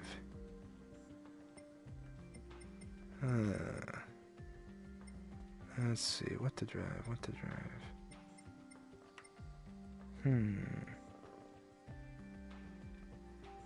That is fair point, though. That is fair point. You do need a third-party software to run the PSVR.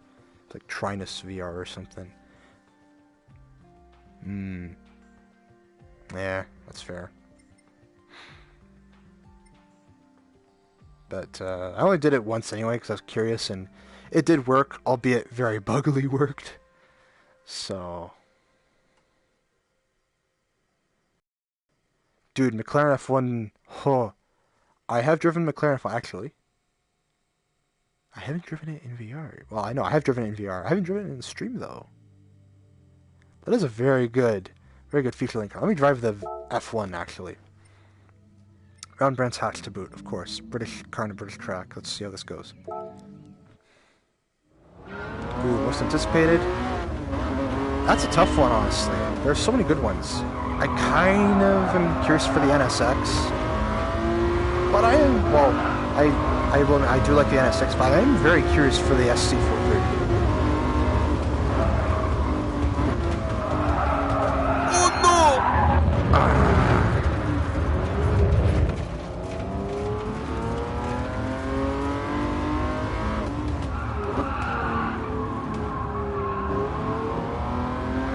Right. Actually, I could adjust that really quick. Hang on. Okay, this is going to be a very... I'm going to do another lap after that. Yeah, it does understeer like crazy. That is true. I'm going to back out to settings. Devices. Okay, I'm like, I figured that. Oh, it's my... Oh, that's too much.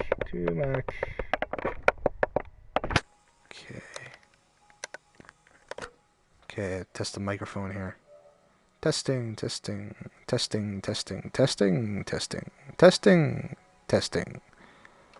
There we go. Okay, that should do it. Alrighty, let's resume.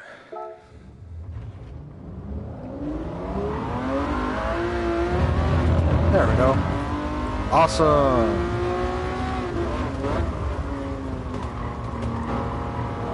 I really hope it's the 288, even though I have been given a bit of hate towards the Ferraris as of late. Aside from the 512 and the 458, by the way. I like those Ferraris. I hate everything else. Aside from the Group 3 cars. I haven't driven the 488. But I do hope it's the 288 GTO, just because I like it. Although the Stradale would be actually pretty fun to drive, I think. But I think a lot of people have confirmed from this point, just by looking at certain features in the silhouette, it is going to be the 288. So, that's just my hunch. Don't quote me. But I have a pretty high certainty it's going to be a 288. It would be nice if they added another launch in there too, but I think they're just going to do another Ferrari for this one.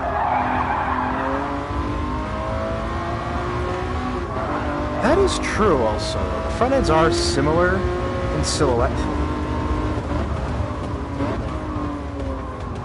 But, yeah.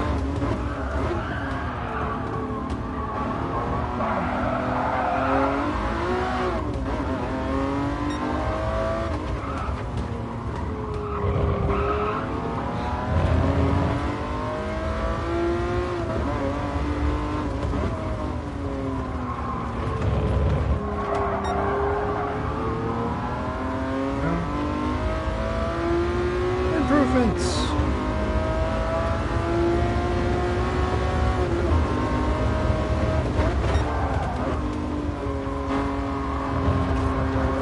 Whoa, whoa, whoa. I know I'm clipping that corner, but it's only because reasons.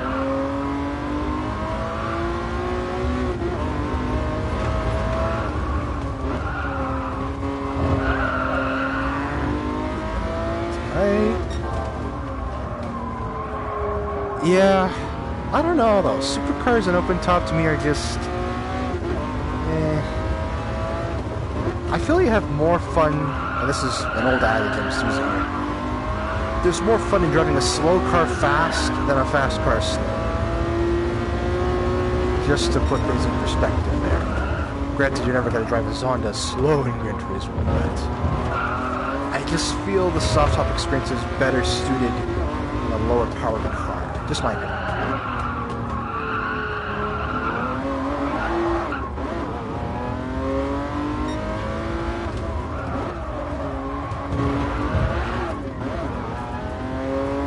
But anyway.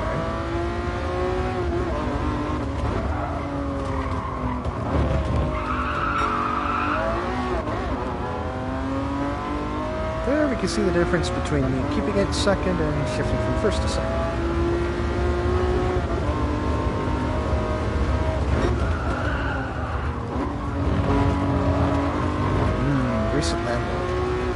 I don't play FH4. What is the recent Lambo? Knight, fill me in on this too. What is the most recent? Okay.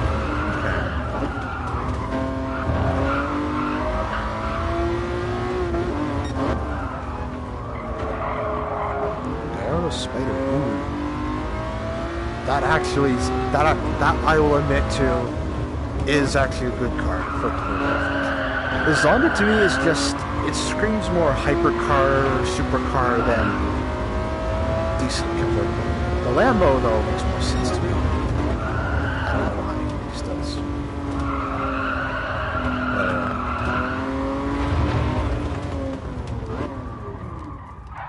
And now to go over the quirks and features. Brakes in. Oh, there we go. So, let's look at the McLaren F1's interior.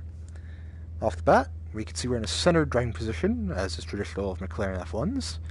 We can see two rearview mirrors that do absolutely jack crap to help with my visibility. I really wish they would fix that. Because I have rear windows, but all I can see is the outside of the truck. Like, yeah, that just looks... It's seen back there. It's not even seeing the car behind me. So, it's really weird. My rant about that, anyway. Okay, C12 makes more sense. Yeah, I'm thinking the sync, that's why my argument spewed up there. Really? I didn't know that. Huh. Cool stuff. Cool stuff. But, back to the features. We have a thing here. Oh. Huh. See, I assume the cover art would have had the F1, but that's interesting. I didn't... Huh. One of those weird instances of the cover not having the car in the game. That is interesting. Interesting. Oh. Oh, sorry about that. Yeah, let's look at the interior here. So, centered steering linkage, obviously. All of our buttons and controls are driver-centered. We do have seats, though they're more like emergency seats, even if this is a 3-seater, bear in mind. Topless S2K, I would not be opposed to, actually. I would actually probably enjoy that. Because I do love the Amuse S2K already, but I'd be curious to see what the original S2K would be like. But, what do we have here? Let me drive out of the blinding sunlight, by the way.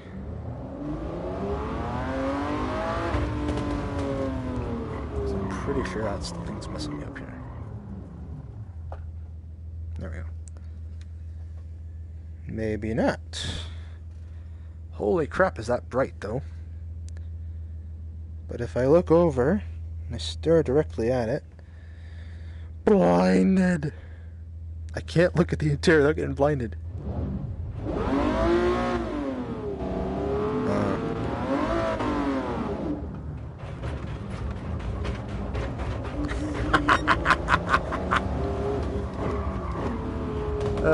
Third gear start in a McLaren. The one thing nobody should ever do in a McLaren, by the way. But, yeah. So, if I look without getting too far into it. This is true, actually. I was looking at the settings. I'm surprised they didn't have a clear noon setting. I think that would work a lot better, in my opinion.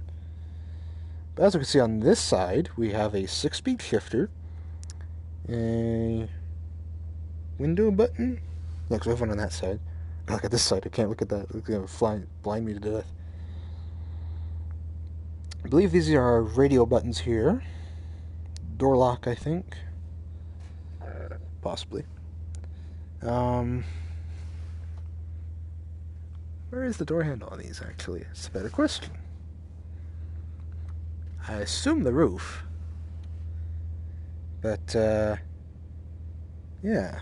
Then we have our parking brake on this side. I can't look at those buttons without blinding myself half to death. I think this might be the radio side, and this would probably be the climate side. I'm pretty sure. I'm not certain, but I'm pretty sure. Yeah, it kind of would be. Drive the what? I hate these spectator comments. They cut it off, so I can't read the rest of the text. But, got some good speakers, at least. 2 subs.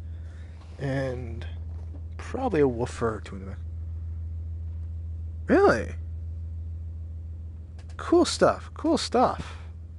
That's a fun car, too, by the way. It's actually my fastest Group C car on Nürburgring, which is weird. I figured it'd be the Sober, but it isn't. Because that's my favorite. In any case, yeah, so cool pedals though, by the way. You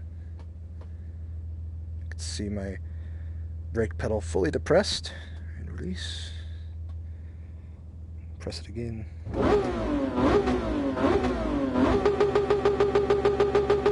Yeah, what's the tack screaming at?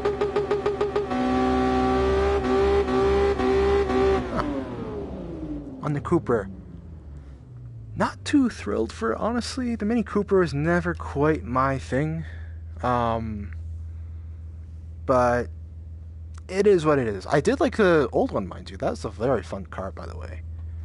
The new one, or new-ish one, I'll give it a shot, probably. But whether I like it or not remains to be seen on that end. But yeah. McLaren F1 for you, ladies and gentlemen. Very interesting car. With rear view mirrors that need to be fixed. Because I can't see anything on the track other than the side mirrors. The side mirrors are fine.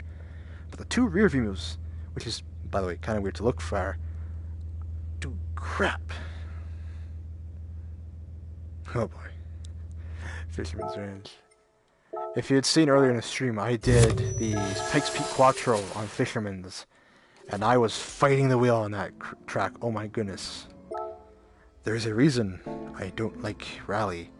It is because of how much effort it takes to steer the cars on that track. It's fun, mind you, once you're starting to understand it, but yeah, it was buckets of fun. My thing is, though, rally just isn't my niche. It's not quite my style. It's fun, but I wouldn't do a rally challenge. I'll put it that way. I'm not gonna... If it was just a rally challenge to me, I probably will back down. I'm not gonna do one of those. Because if you can handle a rally car in VR on a sim setup, full props to you, man. Full props to you. But, in any case, so that was the McLaren F1 featured. What's another car I could do for this? I always have so many options to do. I do have the A110. New or old? There's two A110s, if I remember correctly.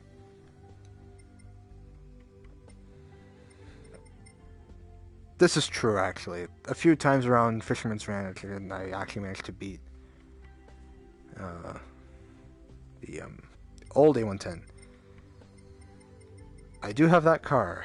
Why am I looking in F? It should be up at the top here. I do have this car.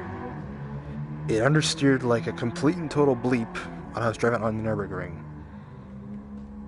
But I will drive it, because that was way back before I was anywhere near as good as I am right now in this game.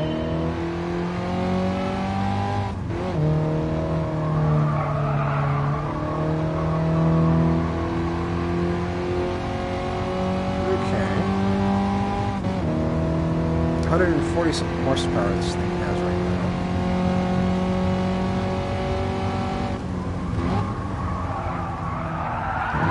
Moving the right line puts it at fourth on this corner.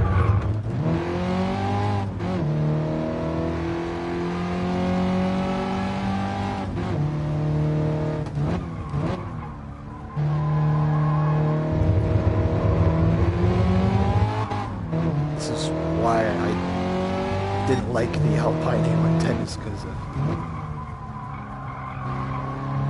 Yeah, that's the key point that I'm starting to understand about rally cars. You turn before, not into.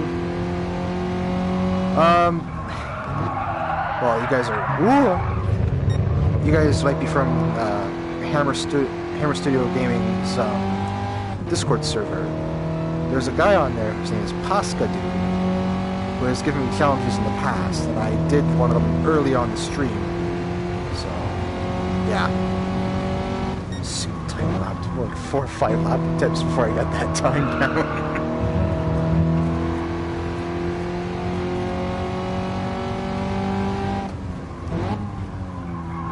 But that was just because, oh! Cool stuff. Cool stuff, man. Yeah. If he's given... I need to figure out what the character limit is on these spectator comments. They go by pretty quickly, mind you, but if you guys can count how many characters it takes, it'd be pretty sweet.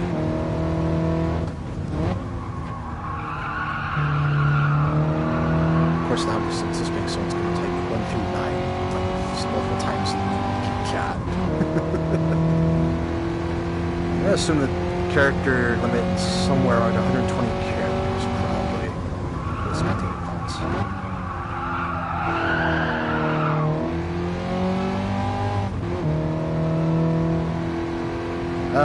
I only have the junior, I don't have the standard.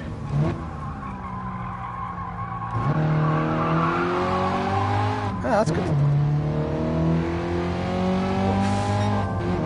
Okay, that is definitely using the standard. I don't have the standard anymore. I have the junior, unfortunately.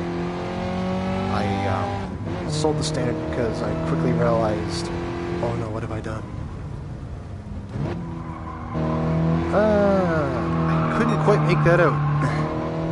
I saw the 2, the 3, and then I saw... Yeah.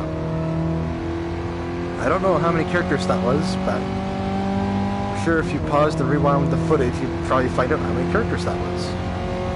60. Okay. So half the number I thought it was.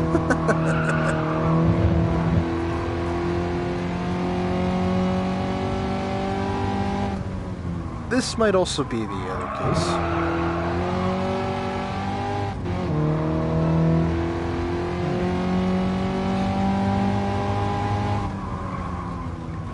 Oh yeah, no, when I drove the standard, I did 2 laps around the Nürburgring with the standard. Oh my goodness, that thing was fast. It's only fun too. Really fun. I sort of regret selling it now that I think about it. 60. That is true, though. It does take a fair bit of effort to master that car.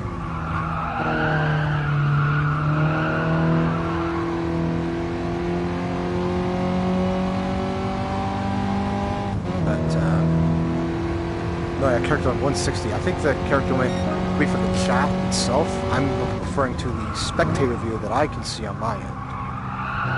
So it's only showing about 1,600 characters typed out. So.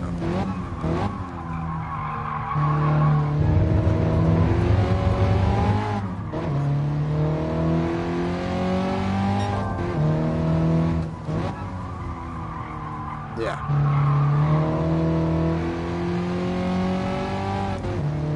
I know, right? We have Bathurst. We should be getting a V8 supercar. Or even for crying out loud, we have so many NASCAR. Well, NASCAR. We have so many oval tracks. We should get a NASCAR in this even. Although, granted, V8 supercar is way cooler. I don't know that car, but I have a hunch Mr. Junior does.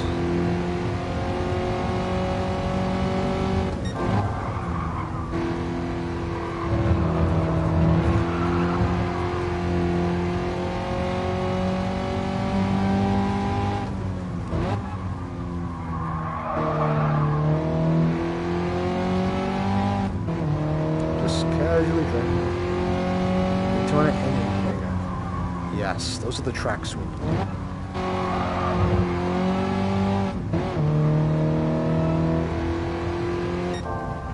That is fair, actually. Even, oh, okay. Yeah, that is fair, though. The current tracks are a bit small for NASCAR.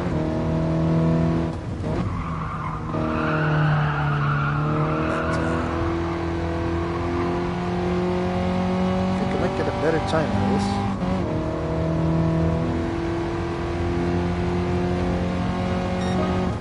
1.1 seconds shaved. Alright.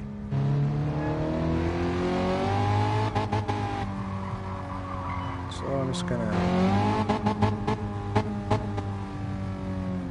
This is true. If they had the supercars, the Falcon would be the first. Okay, my headset needs to realign. There we go. I was like, way over there. Let's look around the interior. Break in here. So we have a clock. What is that there? Oil something or another? How far can I get? Okay. Voltmeter, that's always handy. 036, I don't know what that means. There's speedometer. Water temp.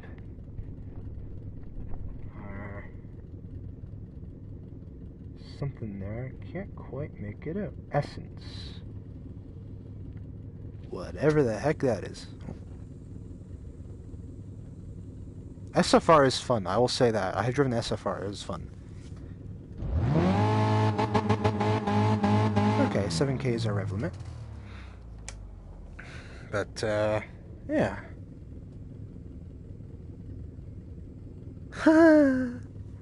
I think I've been noticing that for a while, actually. But, the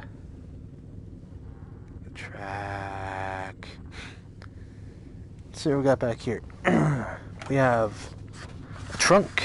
No, we have space for a trunk. Back in the day when they were actually physical boxes you put in your car instead of an actual hatch. We have no seats back there. Unless those are the poor excuse for seats.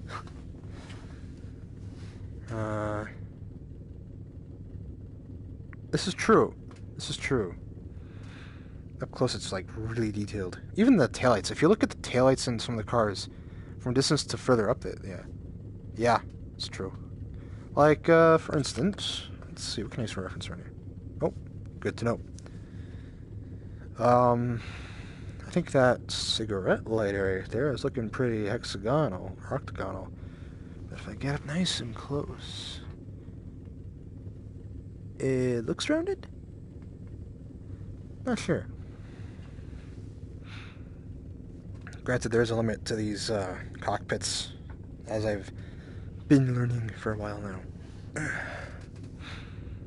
But, pretty nice Alpine wheel, though. Our shifter just says Alpine on it. Looks like a storage cubby right by my legs there. And that looks like a release for something. Could be the choke, actually. Because I don't see a keyhole for an ignition. Like, I actually don't. I don't see a keyhole for an ignition in this car. Yeah, I don't see one. I think we have hazards, though. Let me find the button here. P50.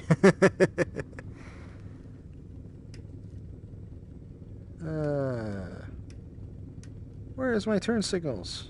Where's my hazards?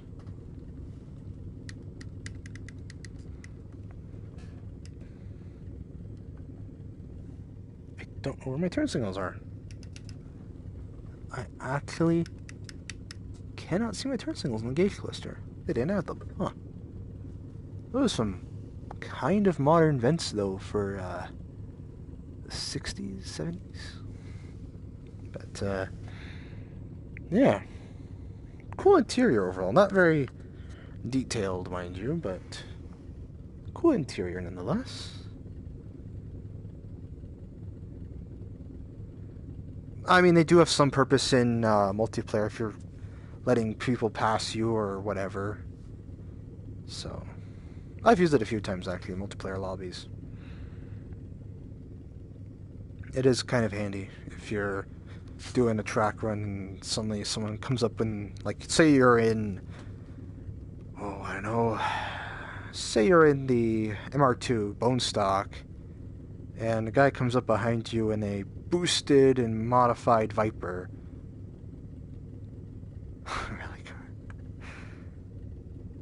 Rally car, yeah, they have turn signals for everything, though.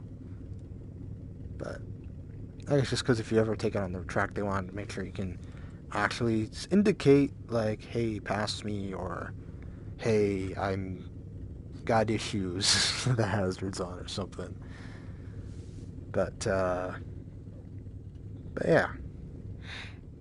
I think that's probably why they added them in. Just a hunch. Nice chrome wipers, though. Very tiny wipers. This is also true, actually. I've noticed this in a lot of AI races I've done. AI does use turn signals to gesture past me. Well, back out of the Alpine here. This is also true. If you're in like a way faster car, like a Max Tune Group 3 car in a Group 3 race or something, the AI will actually signal to let you pass. So, it's a neat little touch, you know. But, besides Catalunya, that's a good question. Just thinking of the tracks right now. Trying to think of what else I could add layouts to. They might have more layouts for Red Bull. What is that? Oh boy. Well, hopefully that was my deodorant that just fell off my dresser. Where is it? Oh yeah, it's just deodorant. Okay, never mind. Oh, really? Two? I just heard Catalunya. Unless they're doing two layouts of Catalunya or something. Second one, I want to say could be Red Bull Ring. O2 Z06. I don't have a Z06, man. I don't have the O2 anyway. But I do have a C7 Group 3 road car. Go manufacturer here.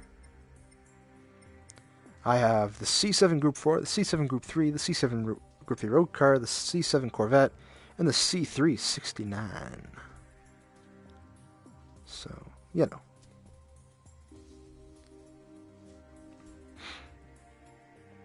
Oh, yeah. C5 would be nice. Because I know it's your favorite night. I know it is.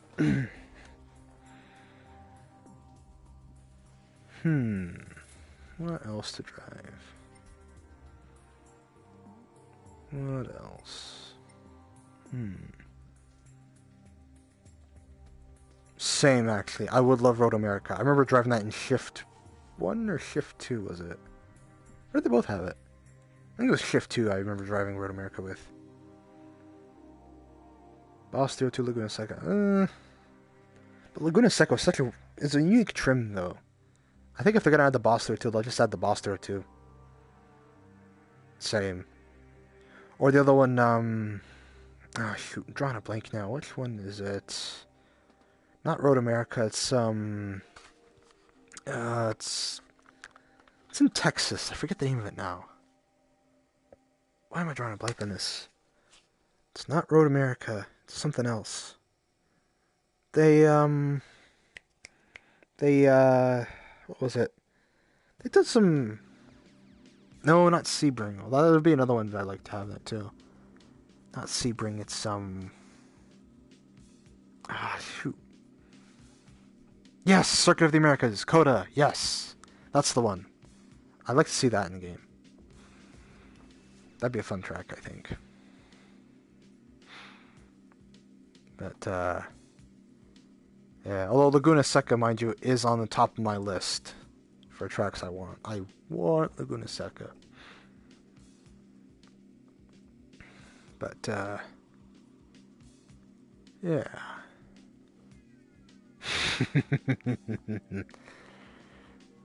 Yeah, it's a pretty technical track. I remember, the IMSA, they drove that, didn't they? I think, didn't IMSA or WeatherTech, they drove on Coda last year, I think it was. That is a challenge I want. That is the challenge I want to have. The corkscrew and VR in Laguna Seca. That'd be nice. You know what I'm gonna drive? Actually, I don't know what I'm gonna drive. I'm gonna debate between 3 cars right now in this screen. I'm debating between the Viper GTS 13, Challenger RT70, or the Raptor. True. I do think Laguna Seca will make a comeback. I'd really like to see it.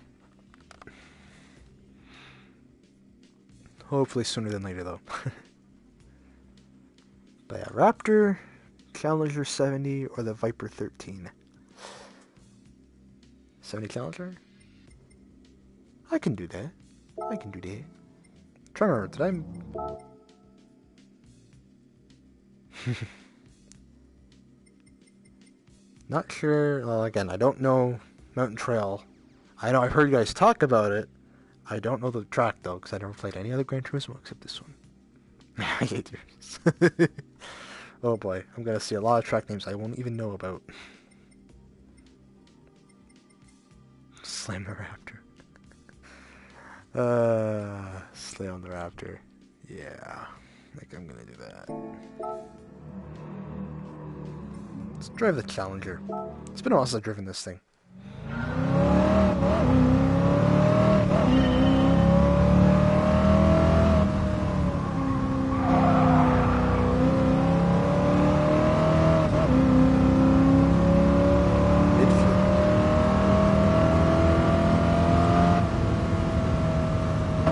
I forgot this car has a top speed of 180 kilometers.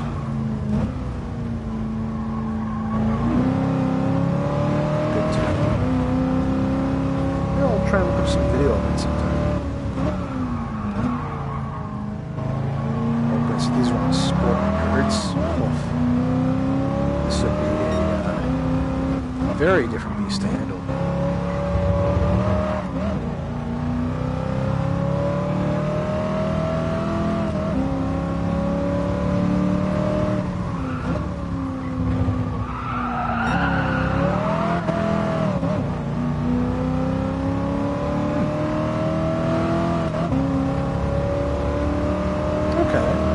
Send it in our, yeah, just send it in the Discord server, the one we made. I'll probably get it at some point. And for those of you not in the know, I have recently made my own racing group. Not for Gran Turismo mode. Still working on that part. But, yeah. So, part of a racing group.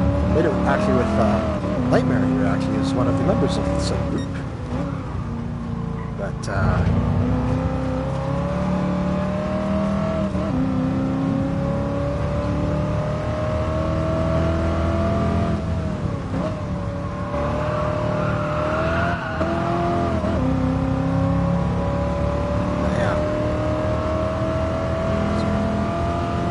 I'll just leave it at that. Nightmare is one of the members of this group. I don't know, Nightmare, if you're going to be promoting the group yet, but I will totally make a plug.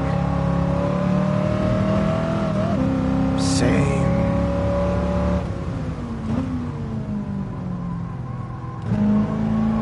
Yeah, we're still, like, we only just got stuff decided as far as naming went, like, oh my goodness, 2 or 3 days ago. So we're still very fresh on the scene. But, yeah.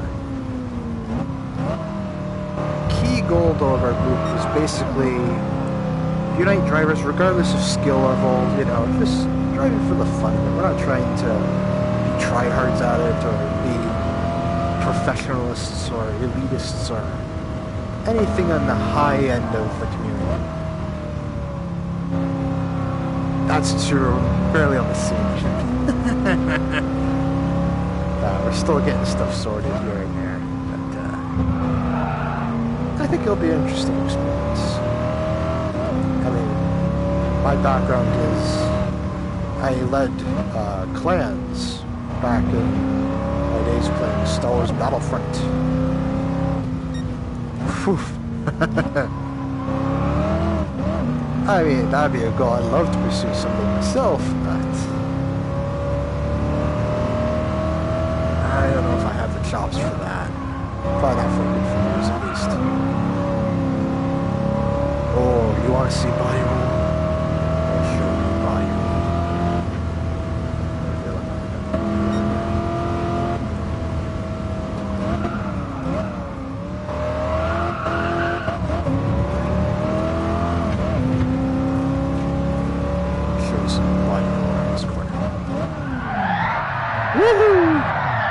And that just spun me out.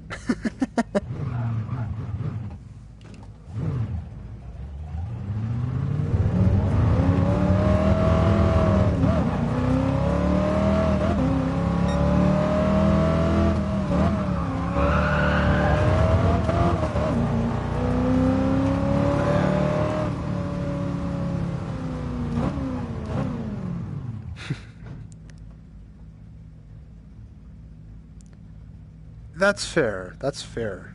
And driver rating in general is also really hard to rank up if you're trying to do the daily races, I find. But that's just my 2 cents on the whole ordeal. Interior, cavernous. This is true, actually. I'm the only one with Gran Turismo right now. Everyone else has been, well, me included, has old Need for Speed games. We're trying to get stuff sorted on that end, so... But hopefully in the future, Nightmare will have a copy of Gran Turismo and we can all play it together. And hopefully Russia and Titanium as well, actually. But knowing them, they'll take them a long time before they get that. Oh, iRacing. Somebody's going for the big leagues. And has a bit of money to burn. I don't know. My DR and SR, that's why I'm usually in pub racing lobbies, because I want to try and keep those to a relatively high standard, but yeah, that's just me. Trying to stay out of rookies.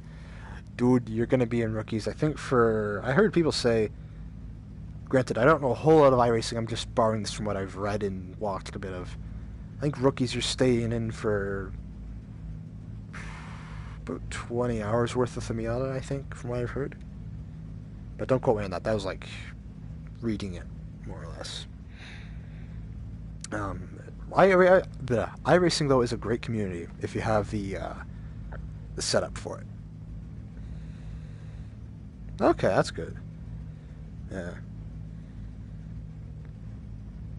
This is true, actually. One of them in particular got banned from iRacing because he was showing unfair sportsmanship on a Twitch stream from someone else. He actually got kicked out of iRacing, and he ended up selling his entire rig. Let me see here. I got some notifications on my phone here. Cool stuff. Yeah, Scott Speed, that was the guy. I remember. It was like a really racing-heavy name. Yeah, I remember reading about that. I forgot how much he sold his setup for, though. It was a pretty decent setup. I was surprised. But, you know. Also, though, wood dash and wood wheel, man. Big wheel. Really big. And that shifter boy. Okay, those are some very small notches. I was not expecting that. But, very cavernous interior. You can see 426 Hemi on the sides. Laughably, however, I think we'll redline at about 5,500. But the tech screams to 8. Gotta love that. Ooh, truck races. Agreed. Agreed. American muscle out of the 60s and 70s is the best era.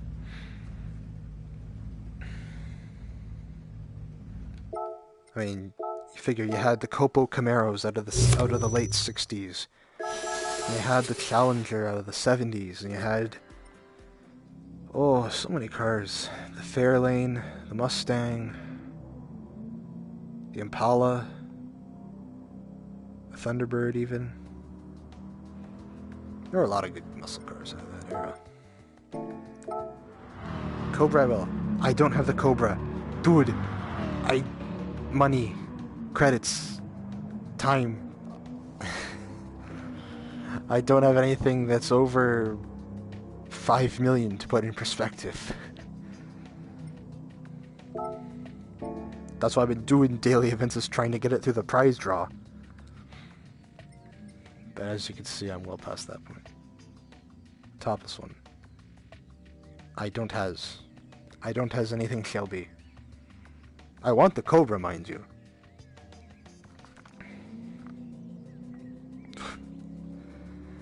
Oh boy. There's a lot of liveries for that car, actually. Yeah, I know, not the Daytona. Ooh, Mustang Cobra Jet. But I know not the Daytona. But I don't has the Cobra non-Daytona. I'm too poor to afford the Cobra.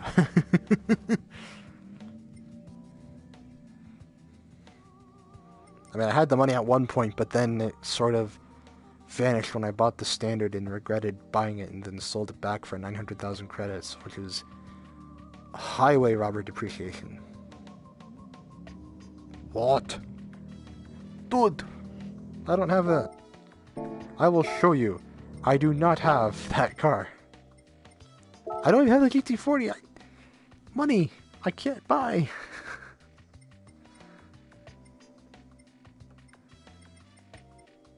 Here. Sort for manufacturer. Shelby. Let's see. Mazda, Nissan, Peugeot, Subaru. Porsche, Renault. Yeah, it should slot right between Renault and Subaru. I don't has.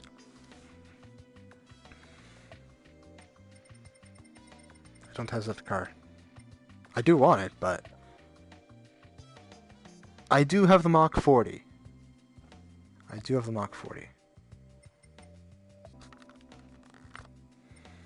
I hate that car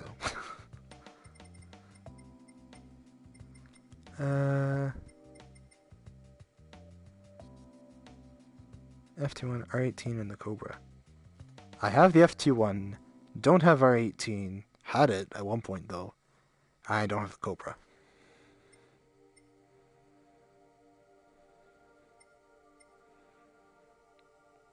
But,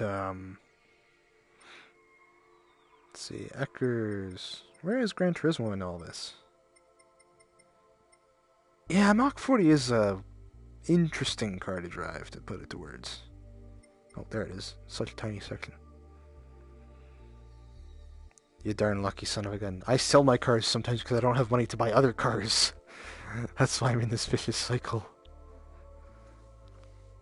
But, Eckers! Let's change them tires up, boy. No way, heck, I'm driving this thing on Sport Hards. Yo, how hard that thing is to drive? 217, okay, good to know.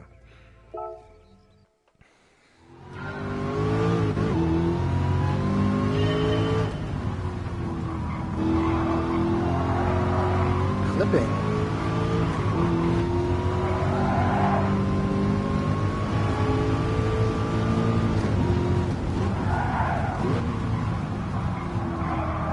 This is true. Luckily, there are no light wires. To grind, oh boy. Mr. Junior could probably fill you on the stats for that boy. Any of the 20 million credit cards probably take, I don't know, how many times around Blue Moon Bay do you think you would need?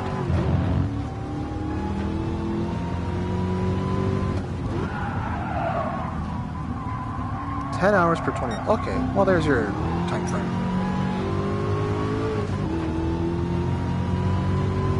So, I know I don't have anywhere near that time to dedicate to Blue Moon Bay, but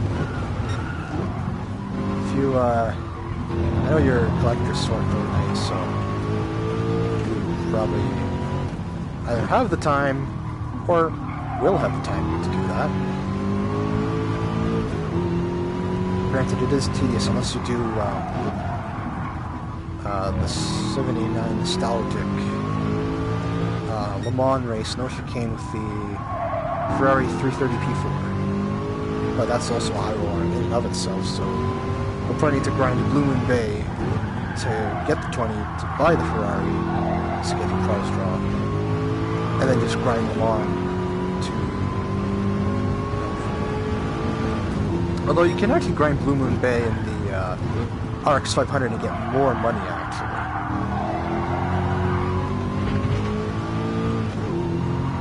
Yeah, but the endurance races are stupid long.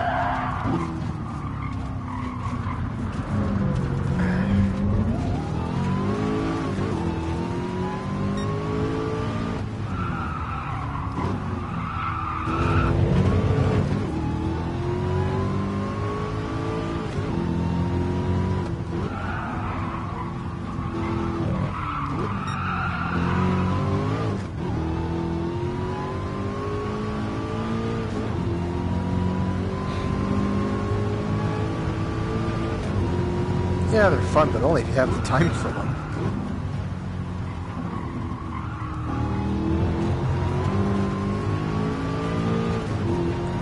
Yeah, that's kind of what I'm leaning towards, though, for the, it's clipping here, it's driving me nuts. It is kind of what I'm leaning towards for the, new update, maybe about 5 million for all the cars. So, considering the, Group 2s run about 450,000 each, about 3 of those, they're about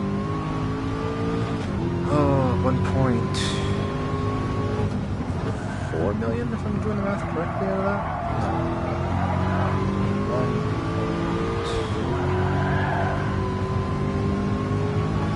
1.35 basically, just for the JTC cars.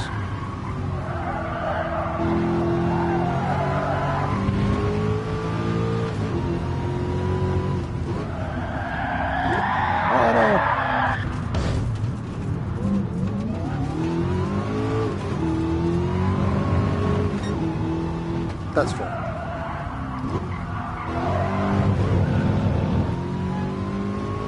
Okay.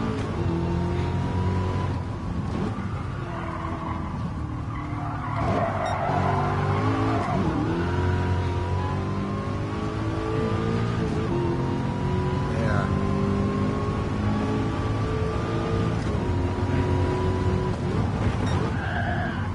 Eckert's Mach 40. Really not a fan of this car. It's got power, but like...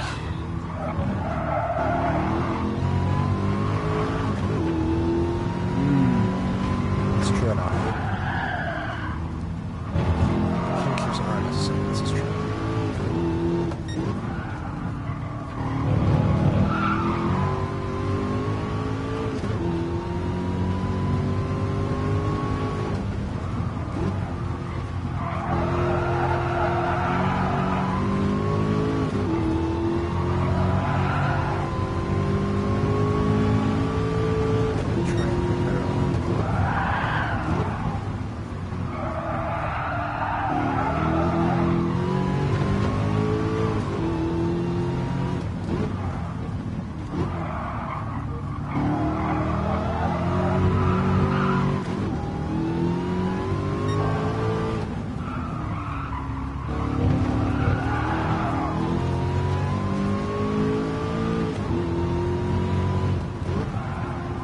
starting to kind of get my thoughts. Yeah. Fair point. What is lighting up my phone right now? I don't even know.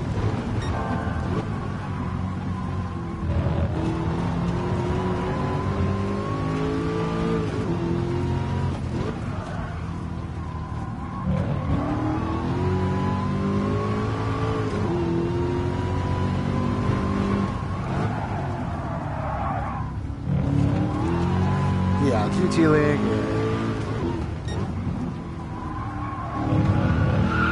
So it's much tryhard, it's more so highly committed is the better word to use there.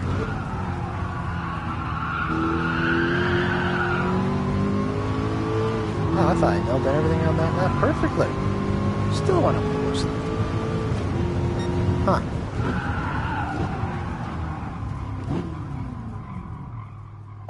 Well, while I'm here. Yeah, that's fair. Let's look at the Mach 40 interior. So off the start we have our kind of Need for Speed style gauges here. Not quite my favorite gauges, but they're there.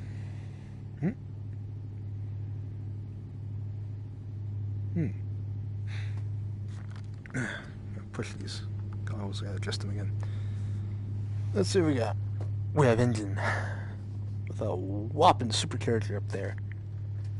Got map lights in the back.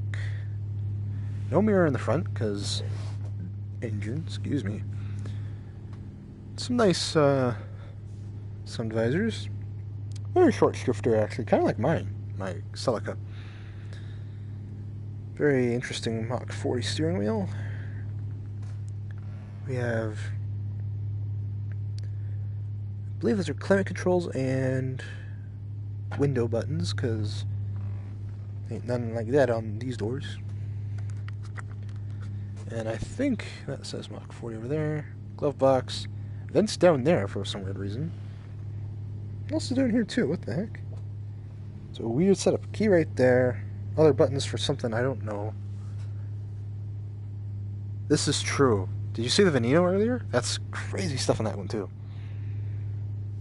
Actually, maybe I'll do the Aventador next. I'll do that. Because there ain't much to explore in the Mach 40, if I'm honest. And before you ask, I did have the 67 Nova briefly, but I sold it also. Which I'm kind of kicking myself for doing still. But, let's change car. Change view, sort by manufacturer. Better way to find it. Let me just adjust my goggles real quick. Okay, that feels better. Jeez. Drove me nuts. Oh, okay. Alright, man. Well, thank you for joining the stream then. I'll see you around, I guess. But, where was it? You know you've gone too far when you hit Mazda. Aventador.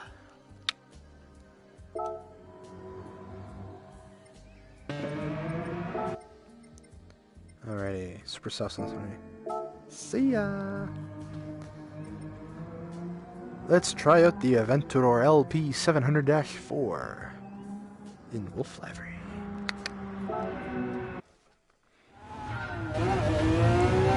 Oh yeah, I forgot how crazy this interior was.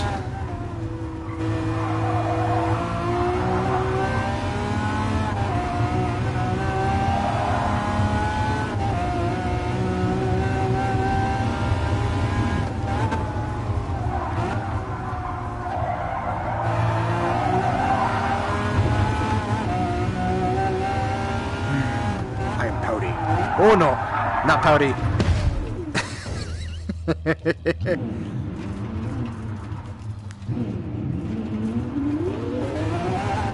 So pouty driving gets you back. I'm just gonna drive like my normal self.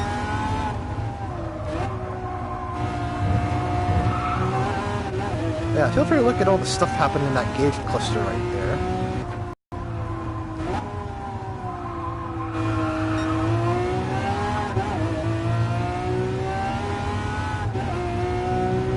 And just also bear in mind that gauge cluster is the tip of the iceberg there.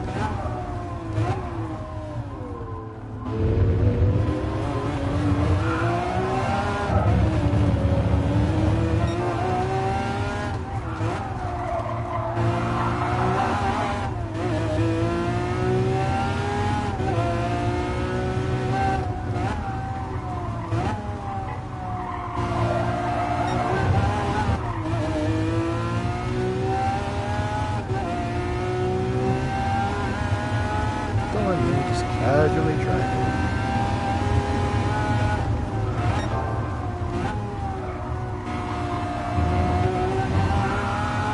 I'll slow it down so you can see the gauge cluster.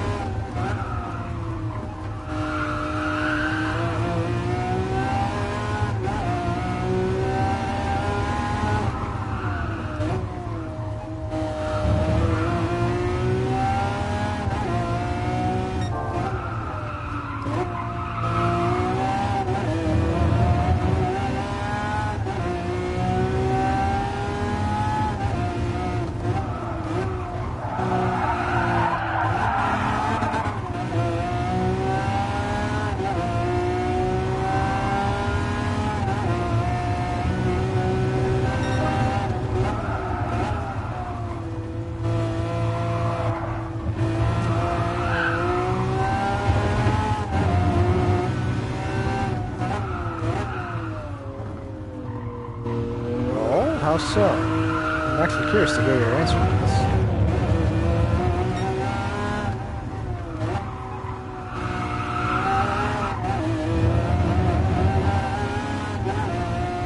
Oh, okay.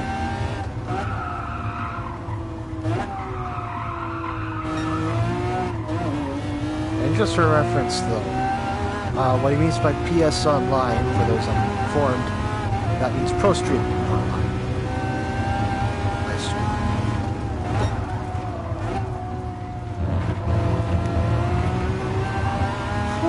Hamaki! I haven't used that system in ages. Actually, I haven't, honestly. It's been forever since I've used Hamaki. Forever equates to about 3 years, actually. Which is kind of hard to believe.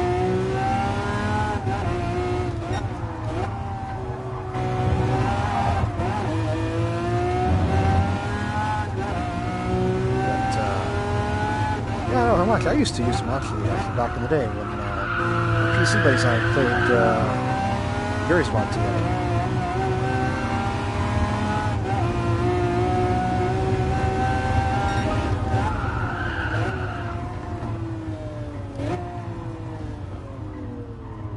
But anyway, parking brake in. Let's look around.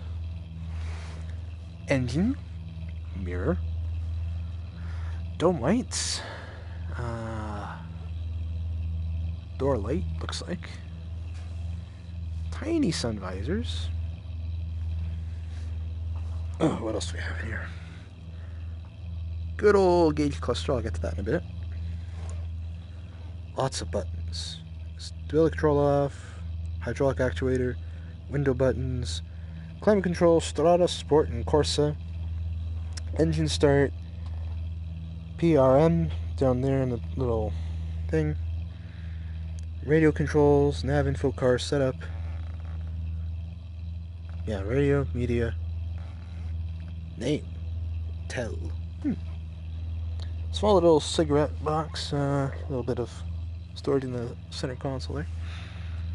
Glove box off the side. Excuse me. Door handle down here. Some other buttons over there, just like the Veneno. I don't know what they mean, because I can't get close enough to them. Now for the gauge cluster. So we have our temperature, we have our engine... No, wait, what do we got here? We have our fuel, our temperature, our oil temp, and our oil pressure. So, you know, that's all cool. Also nice how it looks though. Like, okay, so 9 grand's our rev limit. And I can shift the gears just like that.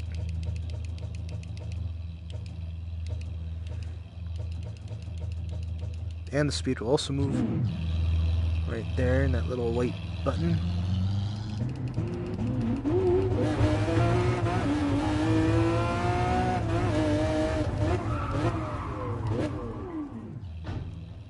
"12-year-old kid car." Kind of a shame, kind of not really though. I mean, the Bugatti was one of those things of unobtainium. This is a bit more on the level of actual obtainium. I mean, no need to look for reference, but Parker Vehicle versions has a Huracan, so, you know, that's a thing. But anyway. So, yeah. That's the interior of the Aventador. LP700-4. But if you want, I can also explore the Huracan. Unless you prefer something else.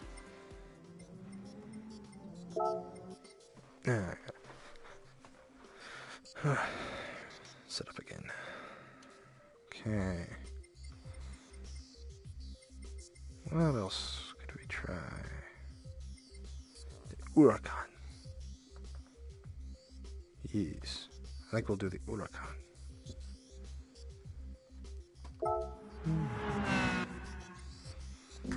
Let's check when goggles are aligned here.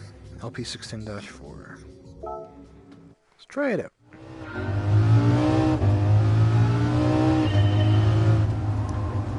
Before we do, I want to show off the interior first this time. Just to show you the similarities. Engine. CD player in the back. PRM right here. With the parking brake in the middle. Center console storage. Cool looking seats. Which are a mix of leather and Alcantara by the look of things. We also have our angular door handle here.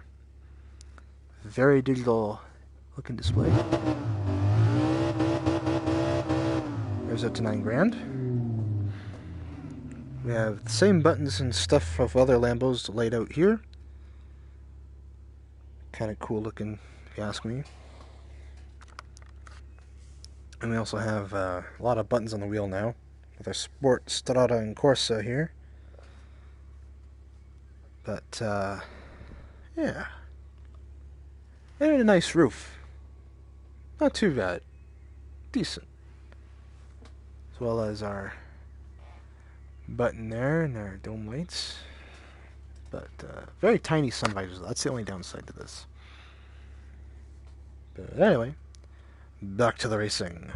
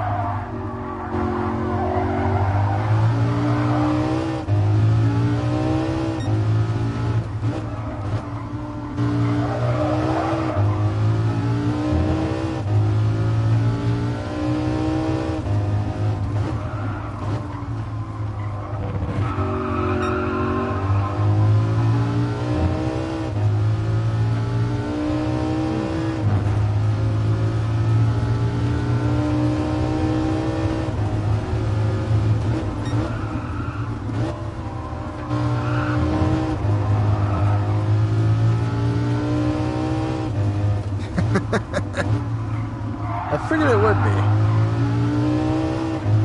That's the only way I can view these messages. Unless I drop the VR, in which case I can actually view them in full display, like my first live stream for as well.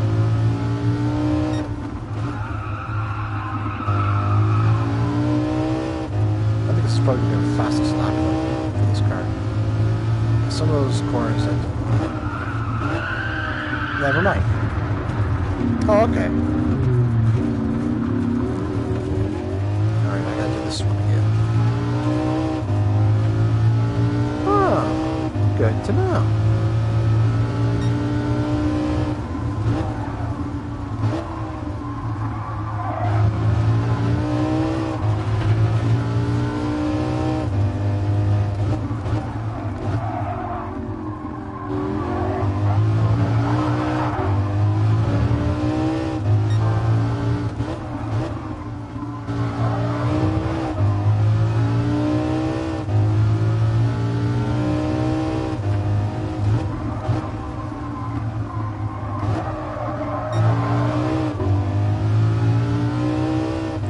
Also, fun thing to know, Huracan is very easy to drive.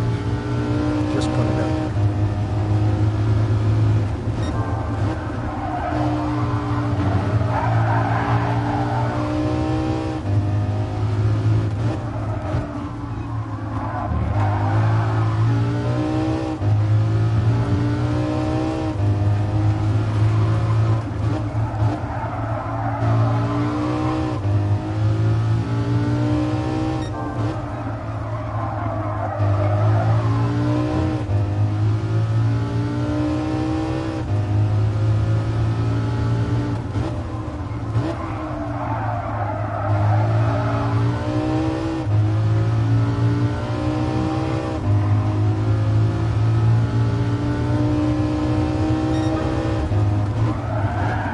Okay, 130. That's going to be my lap time.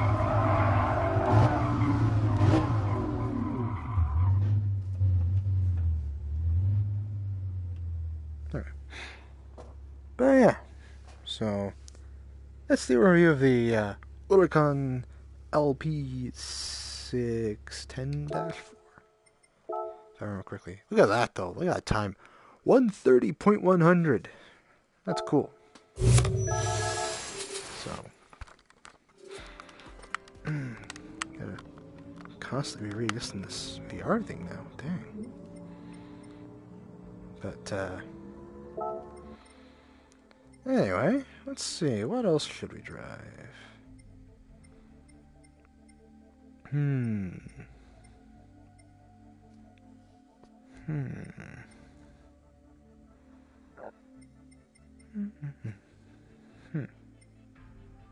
Not sure what else to drive. Got a lot of cars.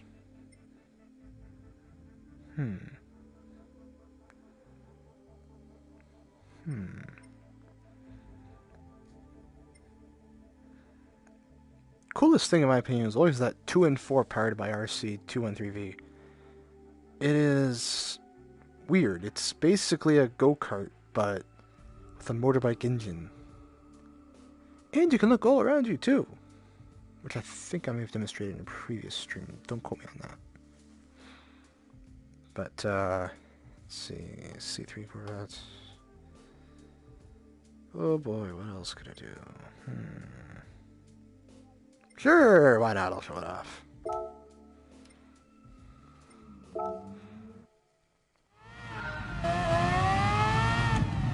Look at this thing, man.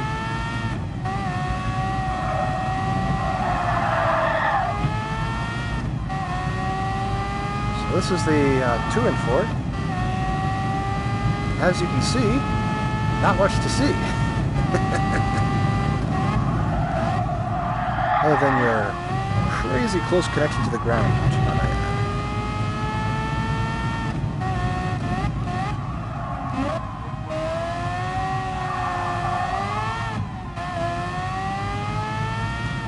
It is so tiny. Like I say, it's basically a go-kart with 200 horsepower, powered by a motorbike engine.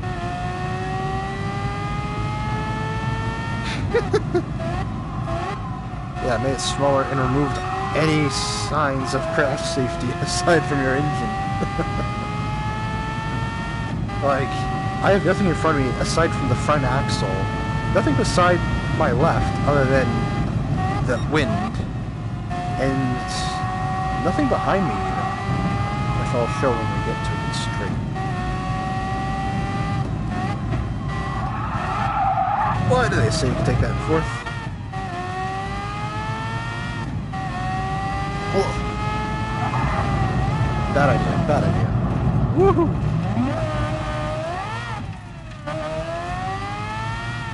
You might be questioning how I was able to do that. I don't know myself. These things just happen. Living like Larry!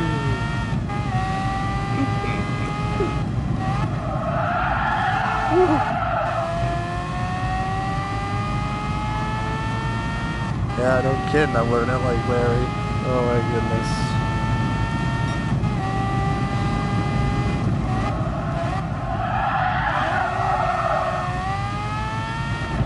I also have a rear view camera, which is now no use to me because the cart is right there.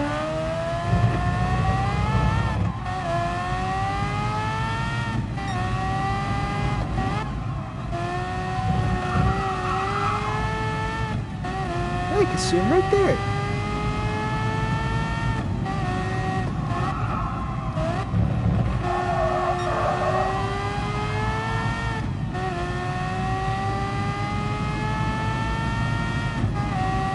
This is a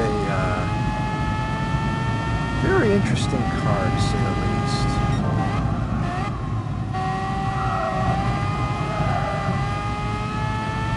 Like heck, I'm taking this in fourth. Okay, there might be a way to do it.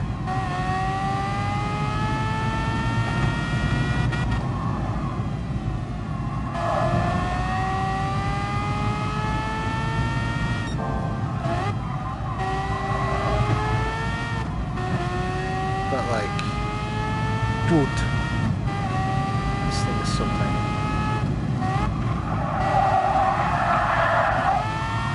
Like, it is so lightweight. I am causing oversteer because this thing has no weight. Anyway, stop it here. So, if I look behind me, all I have is the back of the car. Beside me is a gas cap and the engine. In front of me is a digital display, my feet, the pedals, and the front axle. And to my left is absolutely nothing except the track. Also, it gives you an idea for how detailed the ground is from here. Like, I can do one of these.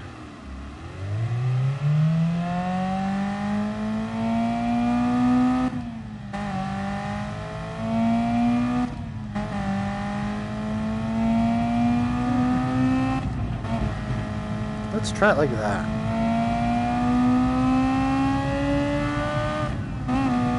This is one of those extreme cases of living like Larry.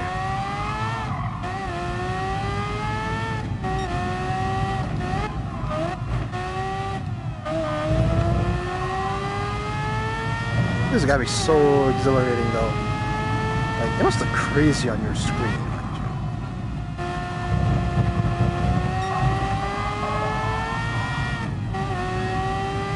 Sitting here, glancing over the speedometer. You'll never be able to experience anything like this in actual reality, I don't think. Unless you're on a motorbike.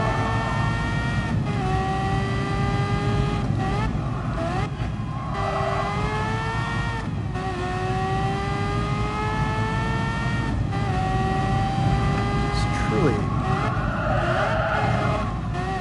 an unreal experience.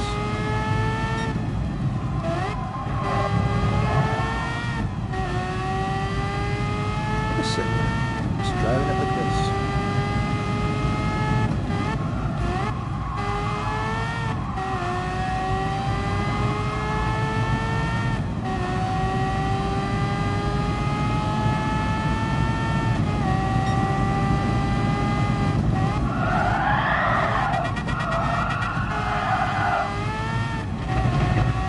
faster than my ghost now.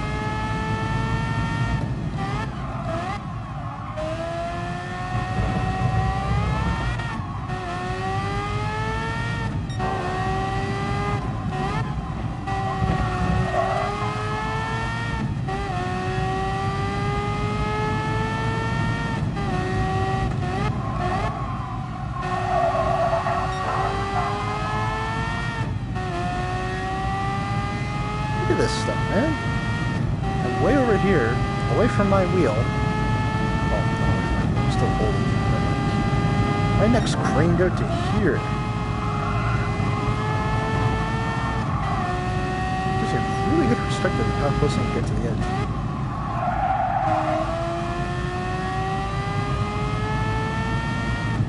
Here's going to see if my body is actually this far extended. My beautiful ghost.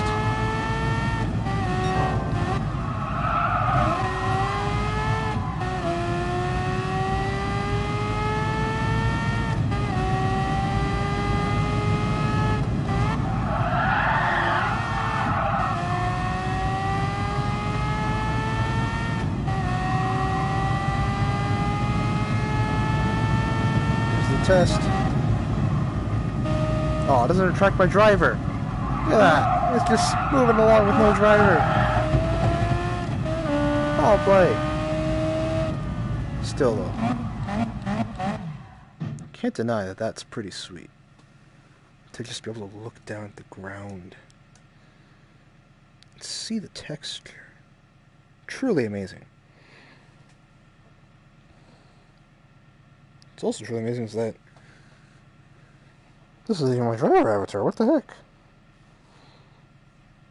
This isn't even my personal outfit. What? What's going on? Or is this? I can't remember. I don't think so, though. But, yeah, this is my...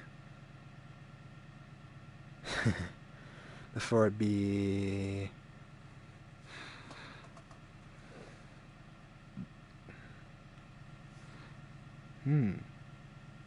Rear camera. Fuel, engine temp, tack, track. Doesn't tell you where you're on the track though, which kind of sucks. That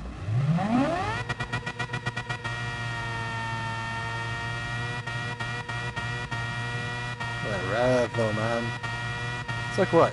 14,000 RPM over there?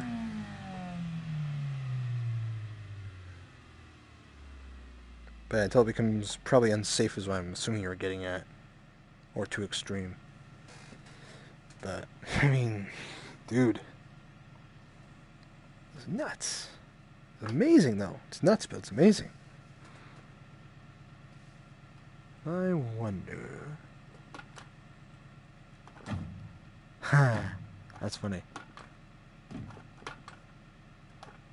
Cool stuff. But yeah. Oh, and also, that little thing right there, that's the projector to the display on the screen, by the way. That little kind of binocular camera-looking thing.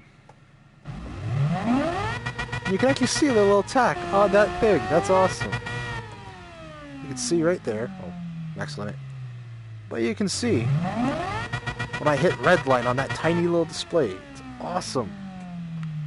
Again, details, man. Right? Details. It's awesome stuff.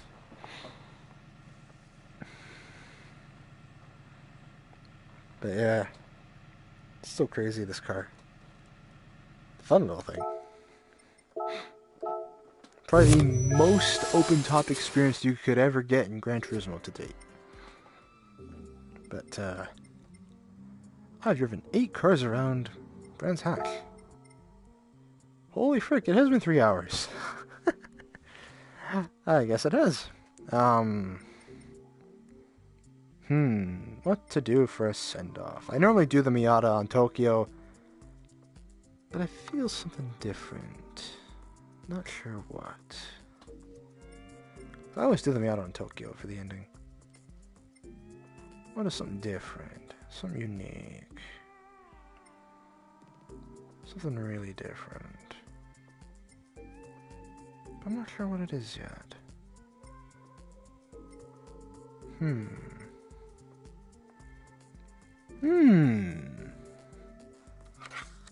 Here's an idea. Alternatively, I am thinking of driving the 911 GT3 around Tokyo at night. Because I haven't driven the 997 chassis at night. So, we will do a different Tokyo to the east. We'll do the outer loop. We'll do it at twilight.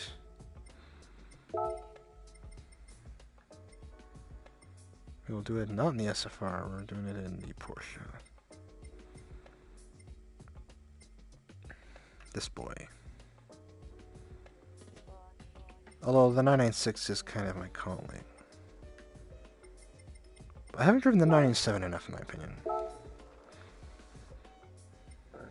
And, side note here, Porsche's currently now my favorite German manufacturer.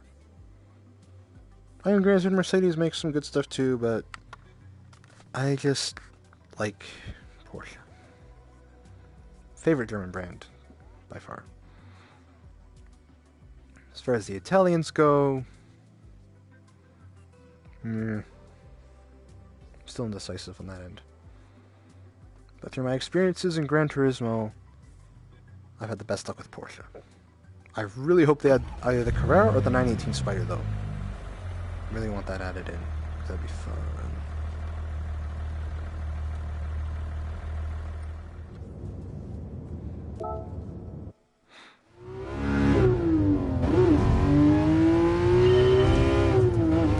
So we'll do a speed run.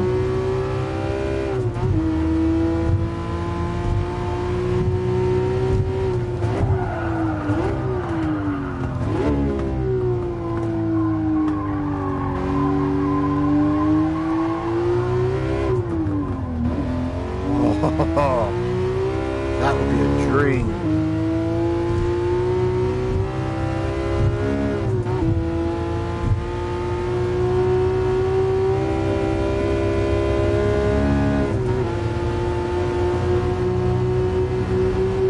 That flat six howl.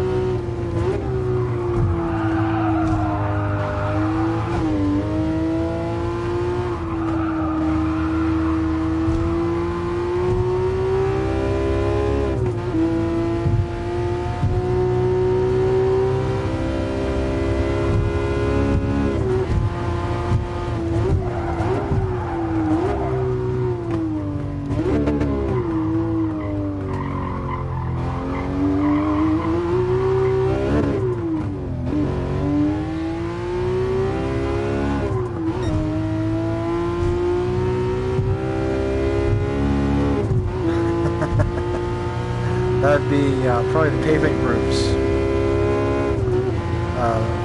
Thing you notice when you're driving in tunnelways or bridges here.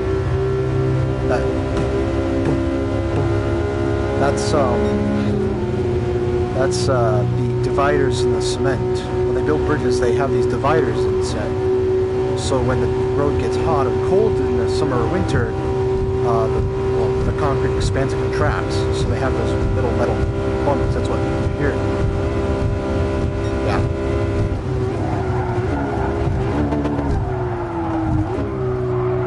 That's what you're hearing.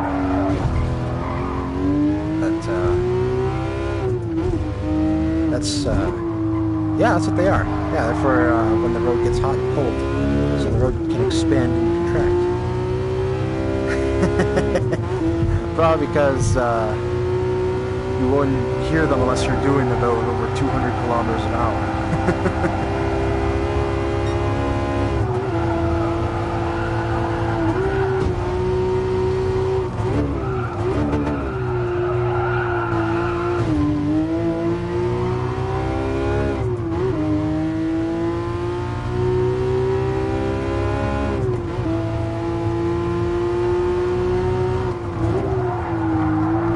This game has it. I'm going to show it off. So, okay. I'm going to do it to build.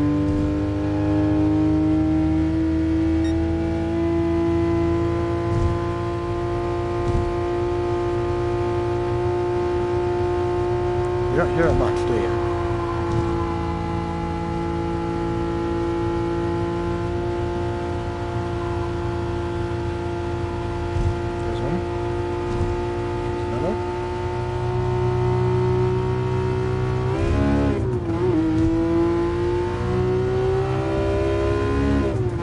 Most of them, when we go through the straight again, you'll hear them a lot louder. See?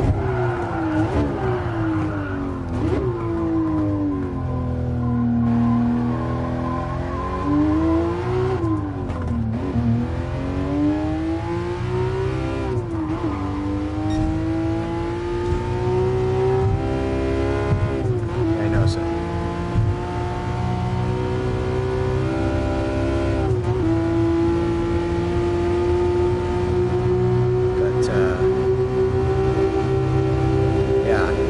Normally I don't hear them so loudly unless you're doing freaking 270 to 300 kilometers an hour. Because you're going faster than the main ones.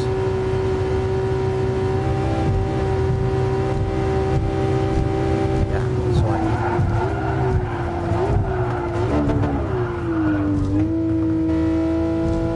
See?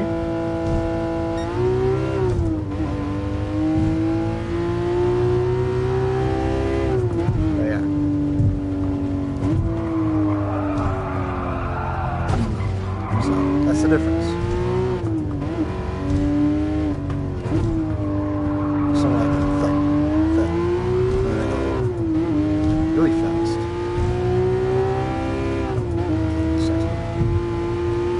Yeah.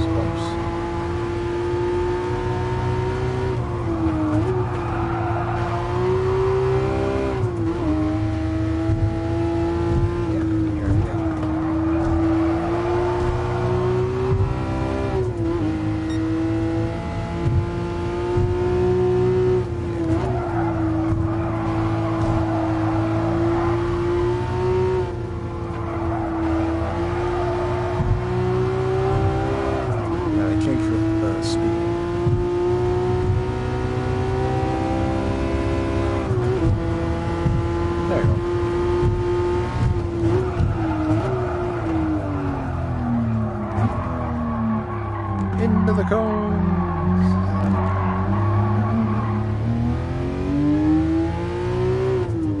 Alright, a neat little trick I'm going to show you here. So, you may notice that this GT3 is a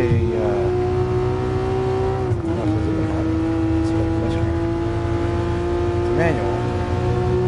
test something. Okay, it doesn't have it. It might just be the RS then. GT3 RS, and some Porsches in particular, the 911 series, actually have a 7-speed manual transmission.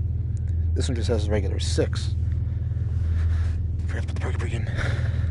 But, yeah, this one just has a regular 6, but the RS has a 7-speed manual. Not in game, mind you, but in real life it does. The in-game one is the PDK transmission. But, yeah.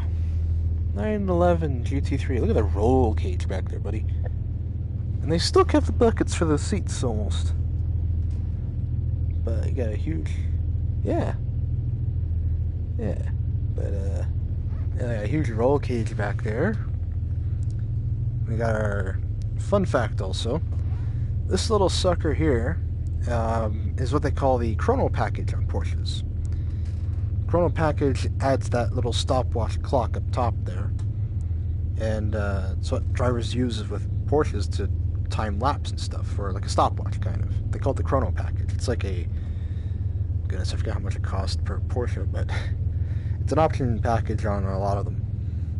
So it's not GT3. It's not GT3 exclusive. You can actually get on like the Carreras and, well, 911 Carrera 4S and stuff like that. Oh, that's interesting. Look at that down there. That would be your seat mover down there, a little handle. That's for yeah. That little seat mover thing. That's for sliding back and forth there. And I know this also because today, while we were doing our TV spot,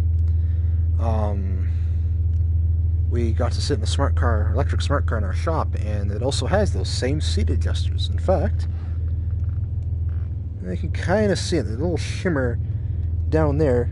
Yeah, that's the driver's side adjuster right there under my leg. But, yeah. So, I like talking car stuff, man. Love doing this. And what we got here? We have our CD, our climate controls. Do we actually have CDs? Better question. We could. Looks like there's a little slot up top there. Looks like this one didn't have it, but yeah. So anyway, different way to end off the stream. Not quite peaceful driving the Miata, but interesting stuff nonetheless. So I just felt like driving out the 997 because I haven't driven it a lot and it's kind of underappreciated. So, well, no, sorry. In reality, it's overappreciated. In my garage, however, it is kind of underappreciated. But anyway, so that wraps up the stream, I think. And I'm in my own racing uniform again. What the heck? But anyway, thank you all for watching. If you liked the video, be sure to share it, give it a thumbs up, subscribe if you're new, you know, so, all that jazz. Not trying to come off as showboaty as any other YouTuber, but, yeah, thank you. Glad you liked it. So, I like doing these, honestly, when I have the time to, but... next week, the new update for GT Sport rolls out. 1. Whatever it is now, 1.29, 1.31, I forget what it is. But that'll roll out next week, November 6th. If I have time that week, I will probably try and do a live stream the day of, possibly the day after, more or less. So, yeah, I'll keep you guys posted on that. But anyway, like I say, thank you for watching, and as always, I will see you in the next video. So, bye-bye!